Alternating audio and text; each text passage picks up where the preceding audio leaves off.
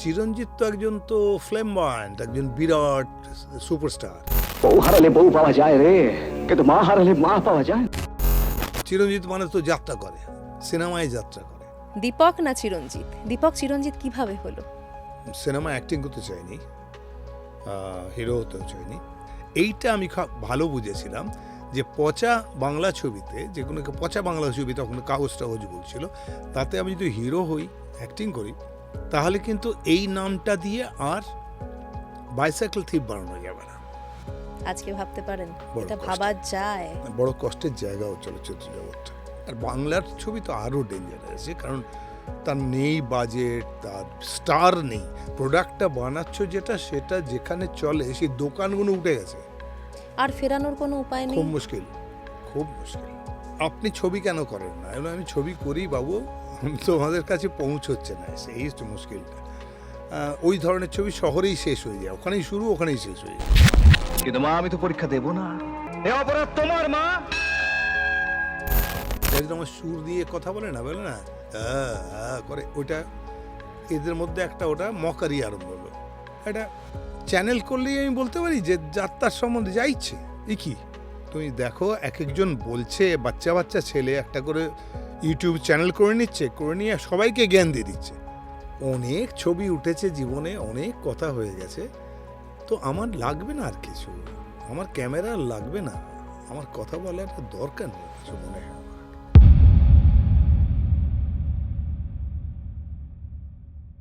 সঙ্গে সঙ্গীতায় আপনাদের সঙ্গে আমি সঙ্গীতা। আজকের এই পডকাস্টে আমাদের সঙ্গে এমন একজন মানুষ রয়েছেন, তাকে অলরাউন্ডারও বলা যায়। একদিকে তিনি সুপারস্টার, তিনি শিল্পী, তিনি রাজনৈতিক ব্যক্তিত্ব, আবার তিনি সঙ্গীত শিল্পীও বটে। তিনি দীপক চক্রবর্তী, আপনাদের সবার প্রিয় চিরঞ্জিত। এই পডকাস্টে অনেক কিছু নিয়ে আলোচনা হয়েছে, যে সমস্ত বিষয় হয়তো আপনারা আগে শোনেননি। শুনে দেখতে পারেন, অন্যরকম লাগবে।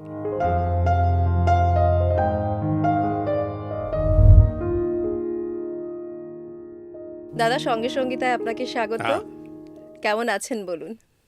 আমি ফার্স্ট ক্লাস, আমি সবসময় ভালো থাকি, সব সময় ভালো? সবসময় ভালো থাকি। আমি কখনো বলি না যে আমার খারাপ আছি, ভালো নেই। এই ভালো নেই কথাটা কোনোদিন বলি না আমি। কারণ কি, যা দেখো, এত সুন্দর একটা পৃথিবী, এত অ্যানিমাল, পাহাড়, মেঘ, পাখি, নীল আকাশ, এত সুন্দর। সেইখানে আমি জন্মেছি, আর কি হয়ে না, মানুষ হয়ে, যার একটা সেরিব্রাল আছে। তার মানে মানুষ হচ্ছে একমাত্র হিউম্যান, একমাত্র প্রাণী পৃথিবীতে যার রিজনিং আছে, বুঝলে, ব্রেনে। আর কোনো প্রাণীর রিজনিং নেই। যেহেতু রিজনিং নেই, সেই জন্য তার যে অভ্যেস, মানে বাবুই পাখি যদি বাসা বানিয়ে থেকে আজ থেকে 1000 বছর আগে, এখনও সেই বাসাটাই বানায়। আর মানুষ একটা বাসা খুঁজে পেয়েছিল, ধরো পাহাড়ের গুহায়, সেখান থেকে এখনও এসে একটা স্কাই স্ক্র্যাপার বানায়। তার মানে রিজনিং এটা হলো না, অসুবিধা হচ্ছে। তো তাহলে এইটা যদি করি কেমন হয়? আচ্ছা, ওইটা যে করেছিলাম ওটা বেটার ছিল, তাহলে ওটাকে এখানে নিয়ে আসি। সো এই করে তারা ডেভেলপ করে, ইভলভ করে, এবং তার ফলে সে একটা বিশাল রকম সভ্যতা তৈরি করে ফেলেছে। আজকে আমরা যে কথা বলছি, মাইক্রোফোন, লাইট, এভরিথিং, সবকিছু সব কিছু সে বানিয়ে ফেলেছে। বাবুই পাখি পারিনি করতে। কোয়েল যে গান গেয়েছে, মানে কোকিল, সেই গানটা সে 1000 বছর আগে যেরকম গেয়েছিল, নাইটিঙ্গেল, সেরকম এই গান এখনও গায়। সেই টুট টুট টুট টুট করে গান গায়, টু টু। এরপরে আর রাগ আনতে পারিনি। আমরা অনেক রাগ নিয়ে এসছি, কত রকম রাগ এনেছি, কত রকম সুর এনেছি আমরা। এটা মিরাকল। তো এই যে বিশেষ ক্ষমতাটা দিয়ে মানুষ করে আমায় পাঠিয়েছেন তিনি, খুব অল্প সময়ের জন্য। যদি মহাবিশ্বের কল্পনা করো, তাহলে মানে একটা পৃথিবী, সেটা একটা, ইনফ্যাক্ট কীভাবে বলে, একটা নুড়ির সমান। তাও হয়তো নয়, তাও একটা হয়তো কণার নয়, একটা সমান। বালির কণা। তার ভেতরে আবার আমি আবার একটা কি কণা, আমি বলতে পারবো না। তো সেই জন্যে কোয়ান্টামে যেতে হবে আমায়, তাহলে ওটা ভাবতে গেলে। তো সেই রকম একটা জায়গাতে থেকে এত সুখ, এত আনন্দ, এত দেখা। আর আরেকটা জিনিস হচ্ছে একটু স্বাভাবিক করেছে, দুটো হাত দুটো পা চলে, চোখে দেখতে পাই, কথা বলতে পারি, শুনতে পাই। অনেকের থাকে না, তারা বড় বড় কষ্টের জীবন তাদের, বড় দুঃখের জীবন। সেটাও দেননি ঈশ্বর আমাকে। তাহলে এর থেকে সুখে থাকার আর কি হতে পারে? আর কি চাইতে পারি আমি? সো আমি খুব সুখে আছি, খুব ভালো আছি। এই যে ভয়ঙ্কর একটা পজিটিভিটি, মানে জীবনে সব রকম সিচুয়েশন ক্রস করার পরও এটা তো খুব সহজে আসে না, বা আমাদের পরিবার বা আমাদের ছোটবেলায় কোথাও এর বীজ পোতা হয়। আপনার ছোটবেলা থেকে কি এটা শুরু হয়েছিল? হ্যাঁ, এটা কিছুটা বাবার ভেতর থেকে পেয়েছি। বাবার কীরকম ভালো থাকার জন্য দুটো বাড়ি করলেন কলকাতায়। এসছিলেন হাওড়া থেকে, মৌরিগ্রাম থেকে এসছিলেন। এসে কলকাতায় এসে গ্র্যাজুয়েশন করলেন, ম্যাথমেটিক্সে অনার্স হলেন। তারপরে এখানকার সব বড় লোকেদের বাড়িতে থাকতেন, রাত্রিবেলা খেতেন, আর ওদের বাড়ির ছেলেপুলেদের একটু পড়াতে হতো। এরকম পড়ালেই তার থাকতে হতো। সেই করে একজন মানুষ, তিনি হাওয়াই চপ্পল ঠিক না, মানে কোলাপুরি চপ্পলের বিজনেস করলেন, আলতা, সিঁদুর এটার বিজনেস করলেন। এসব করে ফোরে চেষ্টা করছিলেন, স্ট্রাগল করছিলেন। পড়াশোনাটা খুব ভালো জানতেন, কাজে নিজে নিজে বানাতে পারতেন এগুলো সব। কেমিস্ট্রিটাও ভালো জানতেন। তো আলটিমেটলি সেগুলো করতে করতে কোথা থেকে ছবি আঁকা আরম্ভ হলো। তিনি কিন্তু পাশ করা আর্টিস্ট নন, মানে ট্যালেন্টটা ভেতরে ছিল। সেই ছবি আঁকতে আঁকতে আঁকতে আঁকতে এমন জায়গায় পৌঁছলো যে মানিকদার সামনে গিয়ে যখন বসে আছেন, মানিকদার বাড়িতে বিশ্ব প্লেফ্রয় নিয়ে গেছিলাম বাবাকে একবার। মানিকদাই চেয়েছিলেন যে ওনাকে আবার নিয়ে এসো। তো তখন মানিকদা বলছেন যে you are the best illustrator in India, ভারতবর্ষের সেরা ইলাস্ট্রেটার আপনি। আমি কিন্তু আপনার ছবি যেটা দিয়ে আসছেন আমার কাকার কাছে, আমি তখন ছোট, সেটা হচ্ছে গড়পাড়ে থাকতাম তখন, সন্দেশ ছাপা হতো। সেই সন্দেশে আপনি একটা কবিতা লিখে দিতেন, ছড়া, আর একটা পেজে কালার ছবি এঁকে দিতেন। এটা বাবার একটা প্যাকেজ ছিল। এটা শিশু সাহিত্যে থাকতো, অন্য বহু কাগজেই থাকতো আর কি, তার মধ্যে ওটাও থাকতো সন্দেশেরটা। এটা বহু বছর ধরে আঁকছেন। তো সেই সময় ওর কাকা ওটা বলতেন বাবাকে, বাবা লিখে দিয়ে আসতো। যখন দিয়ে আসতেন তখন সে গল্পটা বলতে বলতে আমার গায়ে কাটা দিচ্ছে। আমি ভাবছি মানিক দাদন ছোট, পর্দা আড়ালে আমি দাঁড়িয়ে থাকতাম, আপনার জন্যে ইগারলি ওয়েট করতাম আপনি কবে ছবি দিতে আসবেন। তারপরে আপনি আসতেন, ভেতরে ঢুকতেন, কাকা রিসিভ করতো, ছবিটা দেখতো কাকা। তখন হাফটোনে ছাপা হতো। হাফটোন মানে কিরকম ছিল জানো? ব্ল্যাক অ্যান্ড হোয়াইটে ছবিটা আঁকা হতো, আর তার উপর একটা ট্রেসিং পেপার দিয়ে দেওয়া হতো, আর তার উপর কালার লাগিয়ে দেওয়া হতো। ফুজি বলে একটা কালার আছে, চাইনিজ কালার, যেটা এখনও ফটোগ্রাফিতে ইউজ করে। লিকুইড একটা পাতার উপরে রং থাকে, আর একটু তুলি দিয়ে একটু জল দিয়ে এরকম করলেই উঠে আসে রংটা। সেইটা লাগিয়ে লাগিয়ে একটু দিয়ে ও ট্রান্সপারেন্ট হয়, সেখানে দেখা যায় ভেতরটা যে কোনখানে কী রং হবে, ওইটা খালি দিয়ে দেওয়া হতো। রংটা কিন্তু ছবিতে করা হতো না। এবার এইটা থেকে ওই স্কিমটা করে যেভাবে ব্লক তৈরি হতো, সেই ব্লকে ওই কালারগুলোকে এনে ওইটা চাপা হতো। তো এটা হচ্ছে তখন হাফটোন প্রসেস। তখনও এটা মানে মেন যে এখন যে এখনকার যে প্রসেসটা সেটা তখন আসে একেবারেই না। এখন তো আরও ভালো হয়ে গেছে, ডিজিটাল হয়ে গেছে আরও। সেইটা মানে অফসেট প্রিন্টিং আসেনি তখন। সেইটা দেখে টেবিলে রাখতেন উনি, তারপরে বাবাকে বাইরে সি অফ করতে যেতেন। বলতে তখন আমি পর্দার আড়াল থেকে বেরিয়ে এসে দৌড়ে এসে ওটাকে তুলে ওই ছবিটা আমি দেখতাম। I should be the third person after my uncle and you to see that particular drawing. আর যেন কেউ না দেখে মাঝখানে। কতটা প্যাশনেট, কতটা বাবাকে শ্রদ্ধা করে।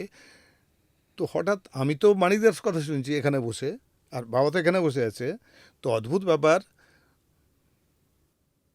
জাস্ট মানিকদার তাকিয়ে বলল, কে চোখে জল এসে গেল? তখন আমি ঘুরে দেখলাম যে বাবা চোখটা মুছছেন রুমাল দিয়ে। বাবা বলে, হ্যাঁ, আজকে সেই ছোটো ছেলেটা তো বিরাট হয়ে গেছে না, বিশ্ববিখ্যাত হয়ে গেছে। তো সে যখন আমার প্রশংসা করছে, তার আনন্দাশ্রু তো আসবেই। তো সেই লোকটা যে টাইপের ছিল, যেভাবে ছিলেন ইনি, আমার এক্স্যাক্টলি জানি না বাবা শনির জাতক কিনা। শনির জাতকরা সিম্পল হয়, শীর্ষেন্দুদা বলছিলেন। শনির জাতক উনি, সিম্পল লাইফ লিড করে। তো সেইটা ছেলেবেলা থেকে আমরা জানি, মানে কোনো এক্সেস জিনিস আমরা চাই না, আবদার করিনি কখনো কিছু, যেরকম পেয়েছি সেরকম চলেছে। আর এখন তো আমি লাউৎসেকে মারি, লাউৎসের ফিলোসফিটা খুব মানি। লাউৎসে বলেছে কিচ্ছু চাও না, যদি হ্যাপি হতে চাও, do you want to be happy, তাহলে কিচ্ছু চেও না, সব আসবে। সব আসবে মানে হয়তো কিছুই আসবে না, হয়তো একটা সেফটি পিন পাবে তুমি, ওটাই লাভ, কারণ তুমি কিছু জানি তো। এক্সপেকটেশন না থাকলে ওটাই তো লাভ। যা তুমি পাবে তাতেই আনন্দ পাবে। সো ওই থিওরিটাতে আমরা চলি, ওই আমার খুব ভালো লাগে চলতে। আপনার বাবার কথা আপনার মুখে শোনা যায়, আপনার মায়ের সম্বন্ধে আমি একটু জানতে চাইবো। মাকে আসলে বড্ড কম পেয়েছি আমি, কিন্তু মাই সব, মানে মা ময় আমি, যার জন্য আমার সমস্ত ছবিতে সবসময় ডায়ালগে মা হ্যাঁ। আসেন, অলওয়েজ মা আসেন, কারণ মাকে আমি হারিয়েছি 12 বছর বয়সে। আর আমি লাস্ট দিন পর্যন্ত অনেক সময় শুয়েছি যখন ছোট্ট আমি, মানে 10 বিশাল 11, হারানো। সেই জন্য অদ্ভুত হারিয়েছি। মা একটা কথা বলেছিল, সেটা এখনও আমি কানে বাজে, যখন আমি দুর্গার প্রতিমা দেখি না, তখন মুখের দিকে তাকালে আমি কোনো কারণে মাকে দেখতে পাই। তো মা প্রথম আমি প্যান্ডেলে নিয়ে গিয়ে ছোটোবেলা তখন নিয়ে গিয়ে বলেছিল, এই দেখো মা, মানে প্রতিমাটাকে বলতো এই হচ্ছে মা, দেখো ভালো করে তাকাও, নমো করো, নমো করো। এই মা আমাদের সবাইকে দেখেন, আমি যেমন তোমায় দেখি তেমন এই মা আমাদের সবাইকে দেখেন।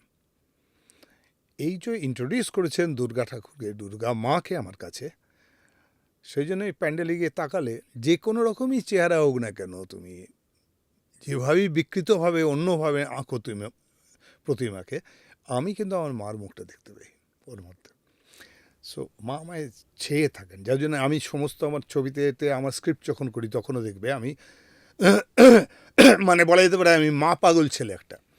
মানে আমি বহু সময় মাকে যেটা দিতে পারি না, তখন পারিনি বা এখনও পারি না, সেইটাকে আমি এই সিনেমার মাকে, সন্ধ্যা রানী হন তিনি মর্যাদায়, যেটা যেটা নিয়ে বিখ্যাত ডায়ালগ রয়েছে আমার, হ্যাঁ, যেটা মানে এই সেঞ্চুরির বেস্ট ডায়ালগ বা মোস্ট পপুলার ডায়ালগ বলছে, আজও আজও পপুলার। টাইমস অফ ইন্ডিয়া বলেছে 100 বছরের সবচেয়ে পপুলার ডায়ালগ এটা।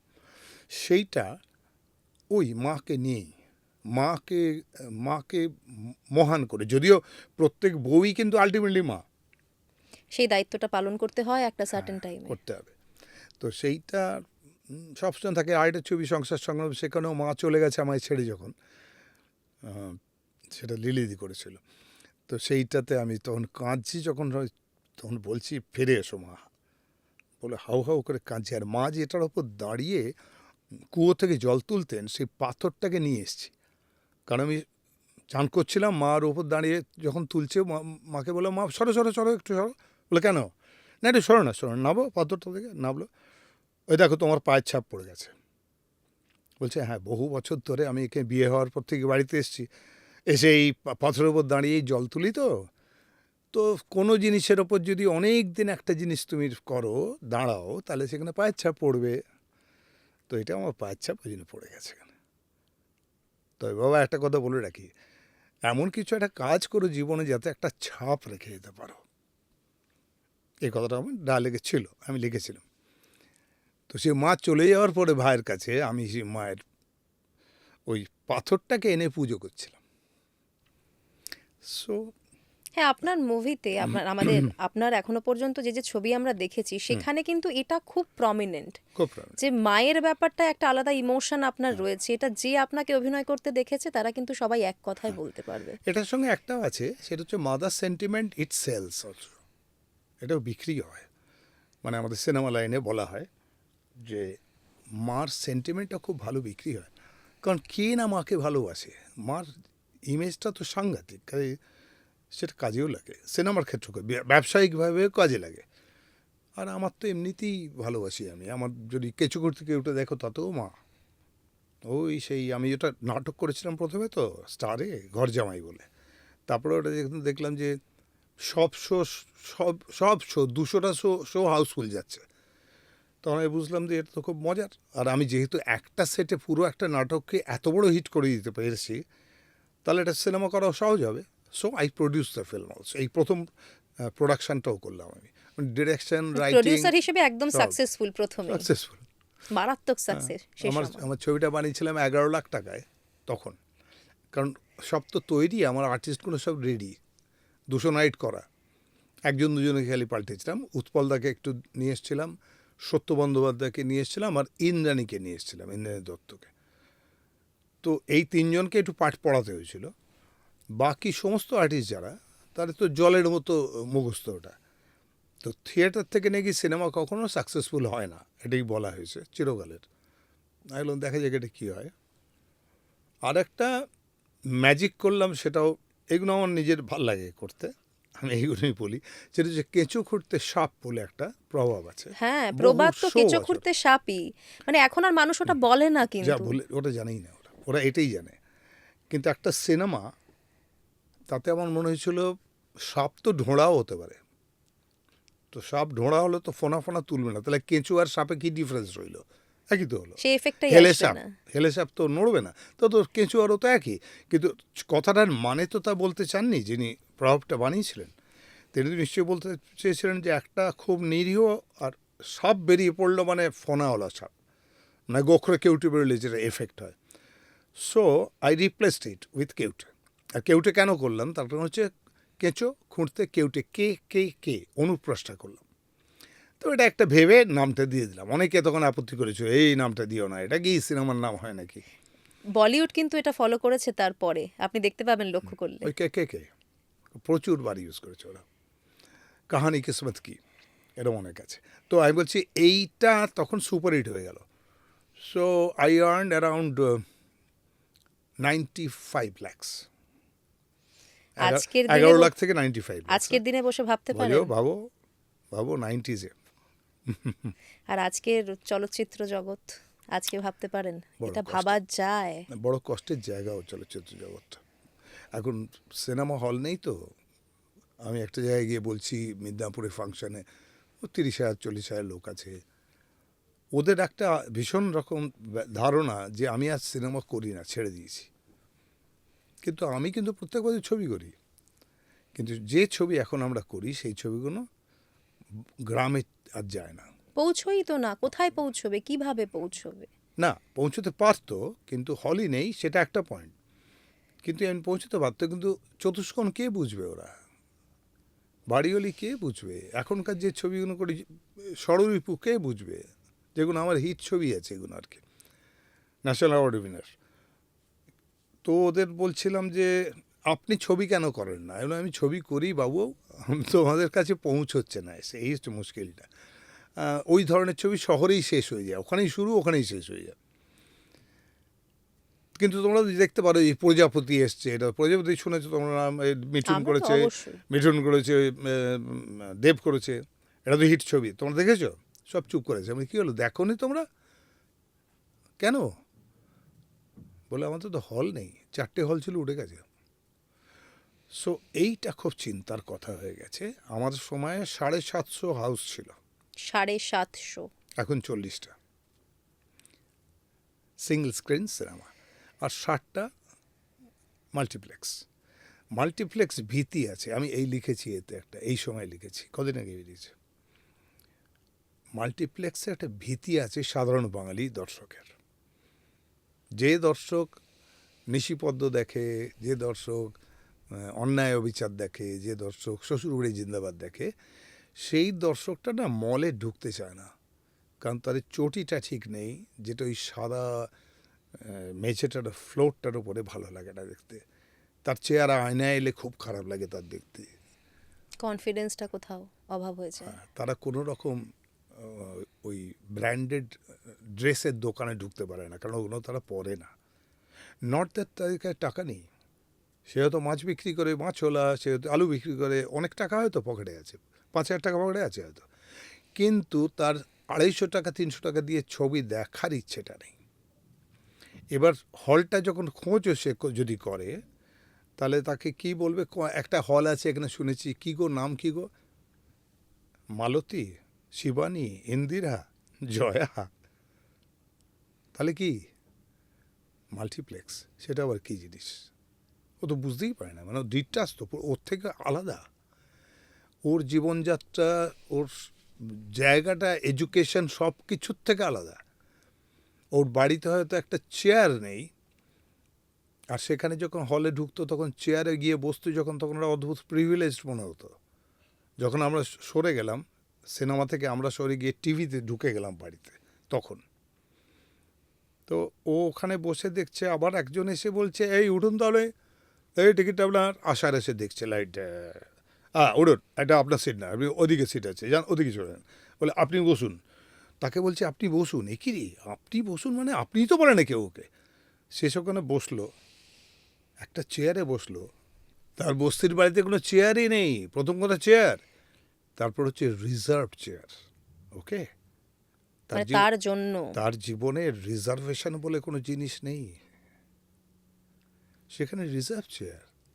সো আমরা যখন বেরিয়ে গেছিলাম হল থেকে, হলগুলো ভেঙে যাচ্ছিলো, পাখাগুলো ভেঙে যাচ্ছিলো, এসি বন্ধ হয়ে গেছিলো, ধ্বংস হচ্ছিল হলগুলো, যখন এই কলকাতার হলই সব, তখন এরা ঢুকে বাঁচিয়েছিল হলগুলোকে, সিনেমা ইন্ডাস্ট্রিটাকেও বাঁচিয়েছিল। বাঁচিয়েছিল। এরা তার আগে সিনেমা দেখতে ঢুকতো না, কারণ হচ্ছে তার বাবুরা দেখতো সিনেমা, ওটা বাবুদের জায়গা, ওদের জায়গা না। হয়তো বাবু হয়তো, মা হয়তো বেরোচ্ছে ওখান থেকে বেরিয়ে, হয়তো সিনেমা এসছে একদিন, বলে শোন ছবি দেখতে যাচ্ছি আমরা, তুই একটু ওই খিড়কি দরজার বাসনগুলো মাজবি, খিড়কির দরজাটা দিয়ে দিবি, কিন্তু ওদের দিয়ে বেড়াল ঢোকে। হ্যাঁ হ্যাঁ ঠিক আছে, করে দেবো। তো আমি ছবি দেখ, কোথায় যাচ্ছ, কোথায় ছবি দেখতে, কোথায় যাচ্ছ, ছবি, ও কী ছবি, ও বুঝবি না, তুই বুঝবি না, ছাড় না, এটা তো ওই রামায়ণ ফামায়ণ নয়, ওইসব নয়, ওসব ব্যাপারটা আমার না, শ্রী চৈতন্য নয়, বলো না নামটা, ও মা বলো না, বুঝবি, বলো, তেমন হয়তো বলে সপ্তপদী, কি পদী, ওর এক্সপ্রেশনটা এরকম হবে। তখন সপ্তপদী দূরের জিনিস, রিনা ব্রাউন এসব ওদের জন্য না, ওরা জানতো, মানে বাংলা সিনেমার পটভূমিটা বলছি কি। হ্যাঁ, বুঝতে পারছি। আর এরা বাবুরা কি করলো, এই যে রোববারের ঘুমটা তার চলে গেছিলো, কিংবা একটু আড্ডা মারতে যাওয়া, কিংবা তাস খেলতে যাওয়া বন্ধুদের সঙ্গে, কিংবা একটুখানি ড্রিঙ্ক করে নেওয়া, এই লাইফটা তারা মিস করছিল সানডেগুলো। কারণ ওয়াইফকে নিয়ে যেতে হবে। ওয়াইফকে নিয়ে যেতে হবে, ওয়াইফ কাকিমার সঙ্গে থাকবে, সই থাকবে সঙ্গে। হ্যাঁ, তখন তো সপরিবারে সিনেমা দেখতে যাওয়ার হ্যাঁ, চল ছিল। তখন সে একটা বা টেন্ডেন্সি, তার জন্য আবার আগে গিয়ে টিকিট কাটতে হবে অ্যাডভান্স, তারপরে ওদের আবার ট্যাক্সি করে দিয়ে যেতে হবে, তারপরে আবার এর ধরা যাক অনাদিতে গিয়ে মোগলাই খাওয়াতে হবে। তো এই হোল প্রসেসটাতে অনেক খরচাও ছিল। যেই টেলিভিশন এলো সঙ্গে সঙ্গে ওরা ওই চাইলো যে ওরা ওরা বাড়ির মেয়েরা ঝাঁপিয়ে পড়লো সারাদিন ধরে সিনেমা, এবং তারা উত্তম সুচিত্রা, অমুক তমুক সব চলছে, পুরনো সিনেমাগুলো, যাকে চাই তাকে পাওয়া যাচ্ছে। তাকে পাওয়া যাচ্ছে। এই তখন উত্তম মারা গেছে, ধরে নাও, ওকে আর বাইরে পাচ্ছে না, আমাদের পাচ্ছে। তখন কর্তারা বোঝালো বউদের যে কি ফালতু ফালতু বাইরে সিনেমাগুলো হচ্ছে, এই যে নতুন ছেলেগুলো বাজে, উত্তমগুলো মারা যাওয়ার পর কেউ নেই, সুচিত্রা সেন ছেড়ে দিয়েছে, ওদের ভালো ভালো ছবি দেখো টিভিতে আসছে, ওদের না ওই টিভিতে বসিয়ে দিল ওদের। তারপরে রোববারে খরচাটা বেঁচে গেল, আর ও বেরিয়ে গেল আড্ডা মারতে, যেটা সে পাচ্ছিল না এত বছর ধরে। যেই হলটা এরা সরে গেল, হলটা খালি হলো, সঙ্গে সঙ্গে সেখানে এরা গুটি গুটি করে ঢুকতে আরম্ভ করলো, যারা কোনোদিন সিনেমা হলে ঢুকতো না। সিনেমাটা তাদের জন্য অনেক ওপরের জিনিস ছিল। টিকিট কাটলো, ওই যে বললাম রিজার্ভ সিটে বসলো, দে স্টার্টেড এনজয়িং সিনেমা। এবার ওদের সিনেমাটা ওদের মতো করে করার জন্যে ওদের লোকরা সিনেমা বানাতে আরম্ভ করলো। Anjan Chowdhury cinema, Swapan Saha cinema. So তুমি যদি বলো standard of cinema, intellectual standard of সিনেমাটা পড়ে গেল, কারণ সাহিত্য নির্ভর সিনেমার দেখার লোক নেই, সেখানে ওদের মতো সিনেমা হলো। তখন hardcore commercial cinema by the people, of the people হয়ে গেল, ফর দ্য পিপল, ওদের জন্য হয়ে গেল। কিন্তু সেই সিনেমা কিন্তু সবাই এনজয় হ্যাঁ, করেছে। কিন্তু বলছি তখন বদনামটা, এই যে কাগজ কে পড়ে, কাগজ পড়ে বাবুরা। এবারে বাবুরা যেটা বলছে, বউয়েদের যা বোঝাচ্ছে, ওটাই কাগজ বোঝাতে আরম্ভ করলো, কারণ কাগজ তো ওরা কিনবে না, সো ওদের হয়ে বোঝাতে আরম্ভ করলো। তো হোল জিনিসটা ইন্টেলেকচুয়াল পার্টটা তুমি লক্ষ্য করো তার মানে আপনি বলছেন কিরমভাবে যে এটার সরে গেল। আপনি বলছেন যে এটার পেছনে সংবাদ মাধ্যমেরও একটা পরোক্ষ বা বিরাট প্রত্যক্ষ রকম, ভূমিকা রয়েছে। বিরাট বিরাট বিশাল। তখন কোনো বাড়িতে কোনো ছেলে মেয়ে যদি সিনেমা, বাংলা সিনেমায় ঢুকবে বলতো, তাহলে কি বলা হতো? ওই নোংরা, ওই পচা পাঁকে যাবি তুই কাজ করতে, ধর চাটা অন্য কিছু কর, বাংলা সিনেমা দেখা যায়। এইটা বোঝাতে হবে, এবং সেটা বোঝানোর জন্য কাগজ খুলে দেখাতে হবে, দেখ কি লিখেছে, দেখ অঞ্জন চৌধুরী সম্বন্ধে কী লিখেছে, মা কালীর ছবি দিয়ে কি জঘন্য কথা লিখেছে। মানে আমাদের এই সব এখনকার ডিরেক্টরদের মধ্যে ভালো ভালো ডিরেক্টর যায়, কৌশিকেরই একটা লেখা ছিল, কৌশিক গাঙ্গুলির একটা লেখা ছিল অন অঞ্জন চৌধুরী, নেগেটিভ। স্বপন শাহ কে এটা মানুষ, মানে এরম ধরনের ব্যাপার। সেটা তুই করতে যাবি কেন? ফলে অনেকগুলো রেসিপ্রোকেট কাণ্ড আরম্ভ হয়ে গেল। তখন এই যে ভালো ভালো শিক্ষিত বাড়ির ছেলে মেয়েগুলো, তারা আর সিনেমায় ঢুকলো না, ডিসকারেজ হলো, কারণ পাঁকে নামতে বাড়ির লোকেরা বারণ করলো। তার ফলে আমাদের সিনেমার উন্নতিটাও কমে গেল। মানে ইন্টেলিজেন্ট লোকরা যেমন, তরুণমিন্দরের মতো লোক যেমন ছবি বানাতে পারতো, সেই লোকগুলো আর ঢুকছে না, তো আর তপন সিনহা ঢুকছে না আর। হ্যাঁ, তাদের যদি সমালোচনাও হয়, এরা আটকে গেল। হ্যাঁ, তখন শুধুমাত্রই সুজিত টুজিত, এই স্বপন সাহা, এই এই এই ছবি। তো ছবির স্ট্যান্ডার্ডটা পড়ে গেছে, এটা আমিও বলছি, পড়ে গেল। কিন্তু সেটা মাসের ছবি, মাস নিয়ে নিল। আমরা যা বিজনেস দিয়েছি এর আগেও দেয়নি বাংলা সিনেমা। আমাদের এক একটা ছবি যেরকম চলেছে সেই সময় ভয়ঙ্কর চলেছে। আমাদের সময় হল বেড়েছে। মানে আমি অন্তত আমার লাইফে, আমার ক্যারিয়ারে, 50 বছরের ক্যারিয়ার, তাতে আমি অন্তত সেই সময় 25টা হল ওপেন করেছি। আর এখন সবগুলো বন্ধ হয়ে গেল, উল্টো হয়ে গেছে। চোখের সামনে দেখলেন চেঞ্জটা, কি ভয়ঙ্কর কষ্টকর বলছি এটা। তো, বললো ছবিটা দেখবো কি রে, প্রজাপতি দেখতে পারি না তো, কারণ হলই নেই আমাদের। আমি একটা রায়দিঘিতে একটা ক্যাম্পেইন করতে গেছিলাম দেবশ্রীর জন্য। তো বিশাল ভিড়, একটা 4 মাথার মোড়, মানে ইনফ্যাক্ট 5 মাথার মোড়, একদিকে আবার 3টে রাস্তা চলে গেছে, থই থই করছে লোক।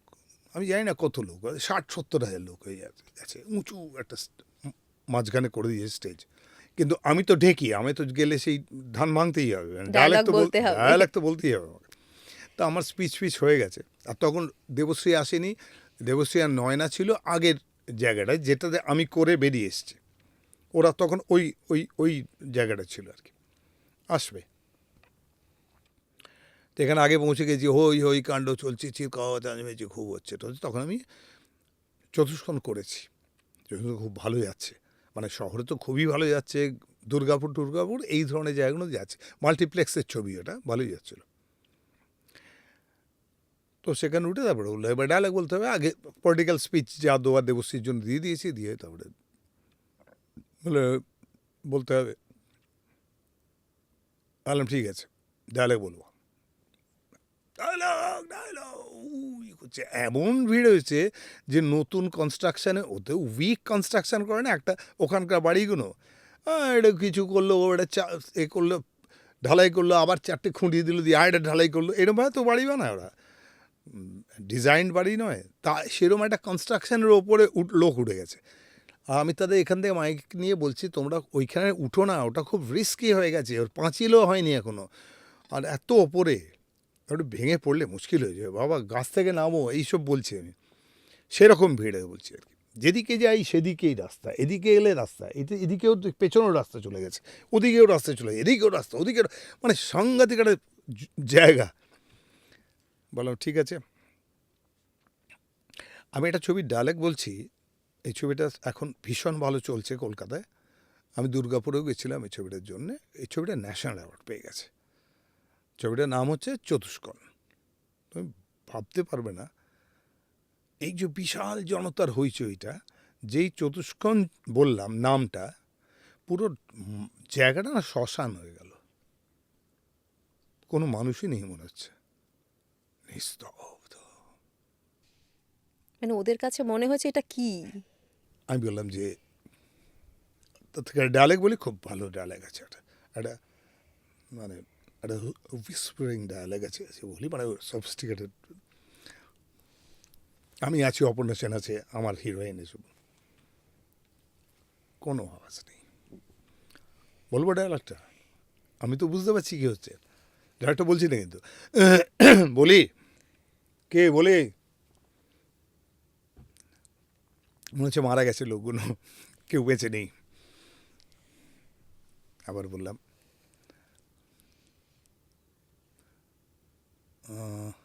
কি করবো বলো তো তোমরা? আচ্ছা, তোমরা কেউ দেখেছো ছবিটা? হাত তোলো। ওই দূরে দূরে দূরে কিছু হাত উঠলো। তারা হয়তো কলকাতা এসে দেখেছে কিংবা কোথাও দেখেছে। এদিকে না এলে তো দেখতে পাবে না, ওখানে হলে তো চলেইনি ছবিটা।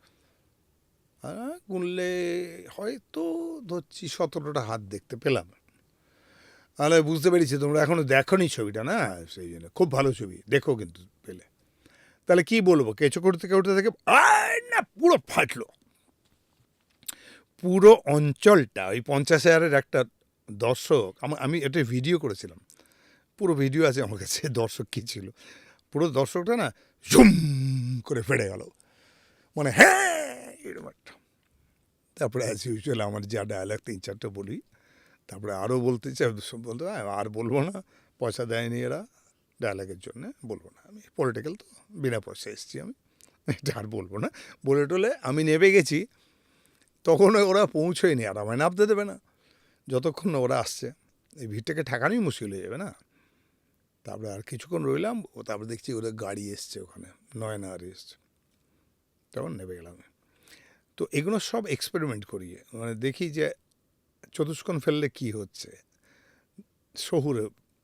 এখন এই একটা ফেজ গেছে যখন এই যে কাগজ থেকে আর বাড়ির ভদ্রলোক থেকে এরকম একটা সময়। এটা আরেকটা গল্প বলি, এই গল্পই বলি, আজকে গল্প ভালো লাগছে, এটা মজা লাগছে। আমি শুটিং করছি একটা ছবির, বোধহয় জোয়ার ভাটা কি মশাল, শুকনা ফরেস্টে। তো সেখানে ভিড় হয়, অ্যাজ ইউজুয়াল যতটা ভিড় হয়, হচ্ছে হাতি ফাতি দেখছি আমরা, এইসব করছি। ওখানে অনেক শুটিং করেছি আমি, কুমারী মা, কারো অনেক, বোধহয় 20টা ছবি শুটিং করেছি। আমার প্রিয় নর্থ বেঙ্গল। হ্যাঁ, তো ওইখানে আমার খুব ভালো লাগে নর্থ বেঙ্গল। তো তখন ময়নাকে থাকতাম প্রথমে আমরা, ওই সময়টা। তো নিচের ক্রিকেট খেলতাম, ব্যাডমিন্টন খেলতাম, আবার শুটিং করতো। আমার ছবি ফিরিয়ে দেওয়ার শুটিংও ওখানে করেছি প্রচুর। ওটা গ্যাংটকেও করেছি, ওখানেও করেছি। তো শুটিং করছি, হচ্ছে তো লোকজন আসে, তারপর তো এক মহিলা এলেন, ভালো চেহারা, এসে বলো এই যে আমি বিরাট ভক্ত কিন্তু আপনার, বলে দিলাম অনেক ছবি দেখেছি আপনার। হ্যালো, আচ্ছা থ্যাংক ইউ বৌদি, বলুন না, আমার বাড়িতে একবার চলে আসতে হবে খেতে। হ্যালো, কোথায় বাড়ি আপনার? বলে এই তো বাংলোটা, মানে ওর রেঞ্জারের বউ, ফরেস্ট রেঞ্জার। তাই বলে ভালোই, ঠিক আছে, একটু স্কচ ফচ আছে? হ্যাঁ হ্যাঁ, দাদা সব রেখেছে, স্কচ আছে, আরামসে আসুন, আমি একটু করবো, ফিশ ফ্রাইটাই করি, খাবার দাবার করি। ঠিক আছে, হয়ে গেল কথা, কাল যাব। তারপরে দিন চলে গেছি ওখানে শুটিংয়ের পর। তো দাদার সঙ্গে বসিয়ে দিয়েছে, আর ও ফিশ ফ্রাই ভাজতে ভেতরে গেছে। ধরো ভদ্রমিলের নাম হয়তো মানে রঞ্জুদি, রঞ্জা বলে হাজব্যান্ড ডাকে। তো আমরা কথা বলছি, বলে কে কেমন আছেন টা জানে, সে দাদা বসলো আর কি। আচ্ছা, আপনি সিনেমার না হিরো তো আপনি? হ্যাঁ, চিরঞ্জিত, শুনেছি আমি, আপনার নাম শুনেছি, ভালো। কত ছবি করেছেন? আমি বললাম কিছু করেছি, অনেক ছবি। হিট হয়েছে? হ্যাঁ, হিটটা এখন তো ভীষণ হিট হয় কষ্ট। আপনাদের ছবি কিন্তু দেখা যায় না কেন, মানে যা কোয়ালিটি অফ ফিল্ম না, কি ছিল ছবি আগে, ভাবুন আপনি কী সব ছবি ছিল। আপনাকে ডিরেক্ট বলছেন? হ্যাঁ, স্কচ ঢালছে কিন্তু আমার জন্য, স্কচও দিচ্ছে গ্লাসে, নিন। কি কোয়ালিটি হলো ছবির, কেন হলো বলুন তো এরকম অবস্থাটা? মানে আপনি আগের ছবি দেখতেন, হ্যাঁ হ্যাঁ, কী সব ছবি ছিল, উত্তম সুচিত্রার ছবি, মানে প্রত্যেক রোববার যেতাম আমরা দেখতে। আমি বুঝতে পারছি কী হচ্ছে, ওই সময়কার এইসব লোক, মাঝখানে ওই ফেসটা এসছে টেলিভিশনটা ঢোকার, মানে তারপর ঢুকে গেছে, আমরা এসে গেছি। আপনি যেই বাবুদের কথা যে বললেন, বাবুদের কথা বলছি। তো বললো আচ্ছা, আমি বললাম কোন ছবি, মানে কোন ছবিটা সবচেয়ে ভালো লেগেছে, উত্তম কুমারের ছবি কোনটা? ওই তো ওইটা। ওই যে নদীর ধারে একটা আছে না, নদীর নাম দিয়ে একটা, বলুন কি যেন ছিল, হলো কী নাম, আমি ইচ্ছে করে বলছি কী নাম, বলুন কোনটা বলুন তো, মানে অমানুষ না, না না না অমানুষ না, আগে আগে সুচিত্রা ছিল, কী নাম, রঞ্জা, রঞ্জা কী হয়েছে বলো, এটা ভাবছি আমি, এখন নিয়ে আসছি দাঁড়াও। না বলছিলাম যে ওই যে উত্তম সুচিত্রা ওই যে ছবিটা, ওই যে গানটা ছিল, ওই তোমার খুব প্রিয় ছবিটা, বলো না কী নাম, ও বিপাশা, হ্যাঁ বিপাশা, বিপাশা কী ছবি, আর ওর গানগুলো, তাহলে কোনো গান মনে পড়ছে, একটা গান আমারও মনে পড়ছে, কিন্তু আমি এরকম করছি আর কি, বললো না গানটা ওই তো, ওই যে গানটা, ওই যে সন্ধ্যা মুখার্জির গাওয়া গান, কী গান, কী ছবি, কী গল্প। আর আপনাদের ছবিগুলো সত্যি, আরে আমাদের ছবি কি আপনি দেখেছেন একটা, না না না দেখা যায় না, দেখা যায় না তো, কাগজ পড়ে আমরা জানি। এরা হচ্ছে কি বলতো, কীরম হয়ে গেছে তখন, এরা হচ্ছে রিডার অডিয়েন্স হয়ে গেছে। আমি এদের পাঠক দর্শক বলতাম, মানে দেখেই না ছবি, কিন্তু পাঠক পাঠ করেই দর্শক হয়ে যায়, ওতে গিয়ে দর্শন হয় ওদের। কাগজ যা বলে সেটা 100% সত্যি, ওটাই মানে, ওটাই ওদের সুবিধে মানতে। ওই যে বউগুলোকে বসিয়ে দেবে বাড়িতে না, আসলে একটা জায়গা পেয়ে যাওয়া এটা। তারপরে আবার একটু করে চড়ব, ওই গানটা বলো না, রঞ্জা, আবার রঞ্জা, আবার রঞ্জা বলে তাতে বলে উনি ওই রঞ্জা, সিনেমাগুলো হয়তো দেখেননি। বলছি আমি, করার পরে মানে ও আবার বলে দিল একটা, বল কী তখন থেকে ডাকছো, তোমার একটাও মনে নেই, তুমি দেখেছো আমাদের সঙ্গে, আমার সঙ্গে ছবি দেখতে যেতে না, আমি বললাম উনি উত্তম কুমার সুচিত্রার সঙ্গে ছবি বলছেন, আমাদের ছবিগুলো পচা ছবি, এই ওদের সঙ্গে ছবি পচে কি, খুব ভালো ছবি করেছে, প্রতিকার, ভিক্টর ব্যানার্জির সঙ্গে কী ভালো ছবি, ওই এই হ্যাঁ করেছে, কিন্তু ওই ছবির, আমি একটা কথা বলবো আপনাকে, আপনি একটাও নাম মনে করতে পারছেন না। আমি যদি একটাও গল্প জিজ্ঞেস করি ওই ছবির, আমি জানি কিন্তু আমি দেখেছি কোনো, আপনি একটাও গল্প বলতে পারবেন না। পারবেন বলতে, আমি যদি আপনাকে জিজ্ঞেস করি একটা সপ্তপদী গল্পটা বলতে পারবেন, যে কোনো একটা, চন্দ্রনাথ বলতে পারবেন, আজকে আর মনে নেই, মনে নেই না, আপনি একটাও ছবি দেখেননি, হলে গেছেন, কিন্তু আপনি ইন্টারভ্যালে আগে ঘুমিয়ে পড়েছেন। আপনারা কী করতেন তখন, এদের নিয়ে যেতেন সিনেমা দেখতে, এদের জন্যে যেতেন, আপনার একদম ইচ্ছে হতো না।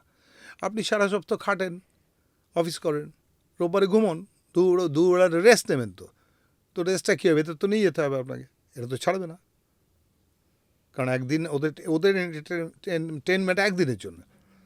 আপনি কী হতো, ইন্টারভ্যালে আগে থেকে ঘুমিয়ে পড়তেন সিটেতে।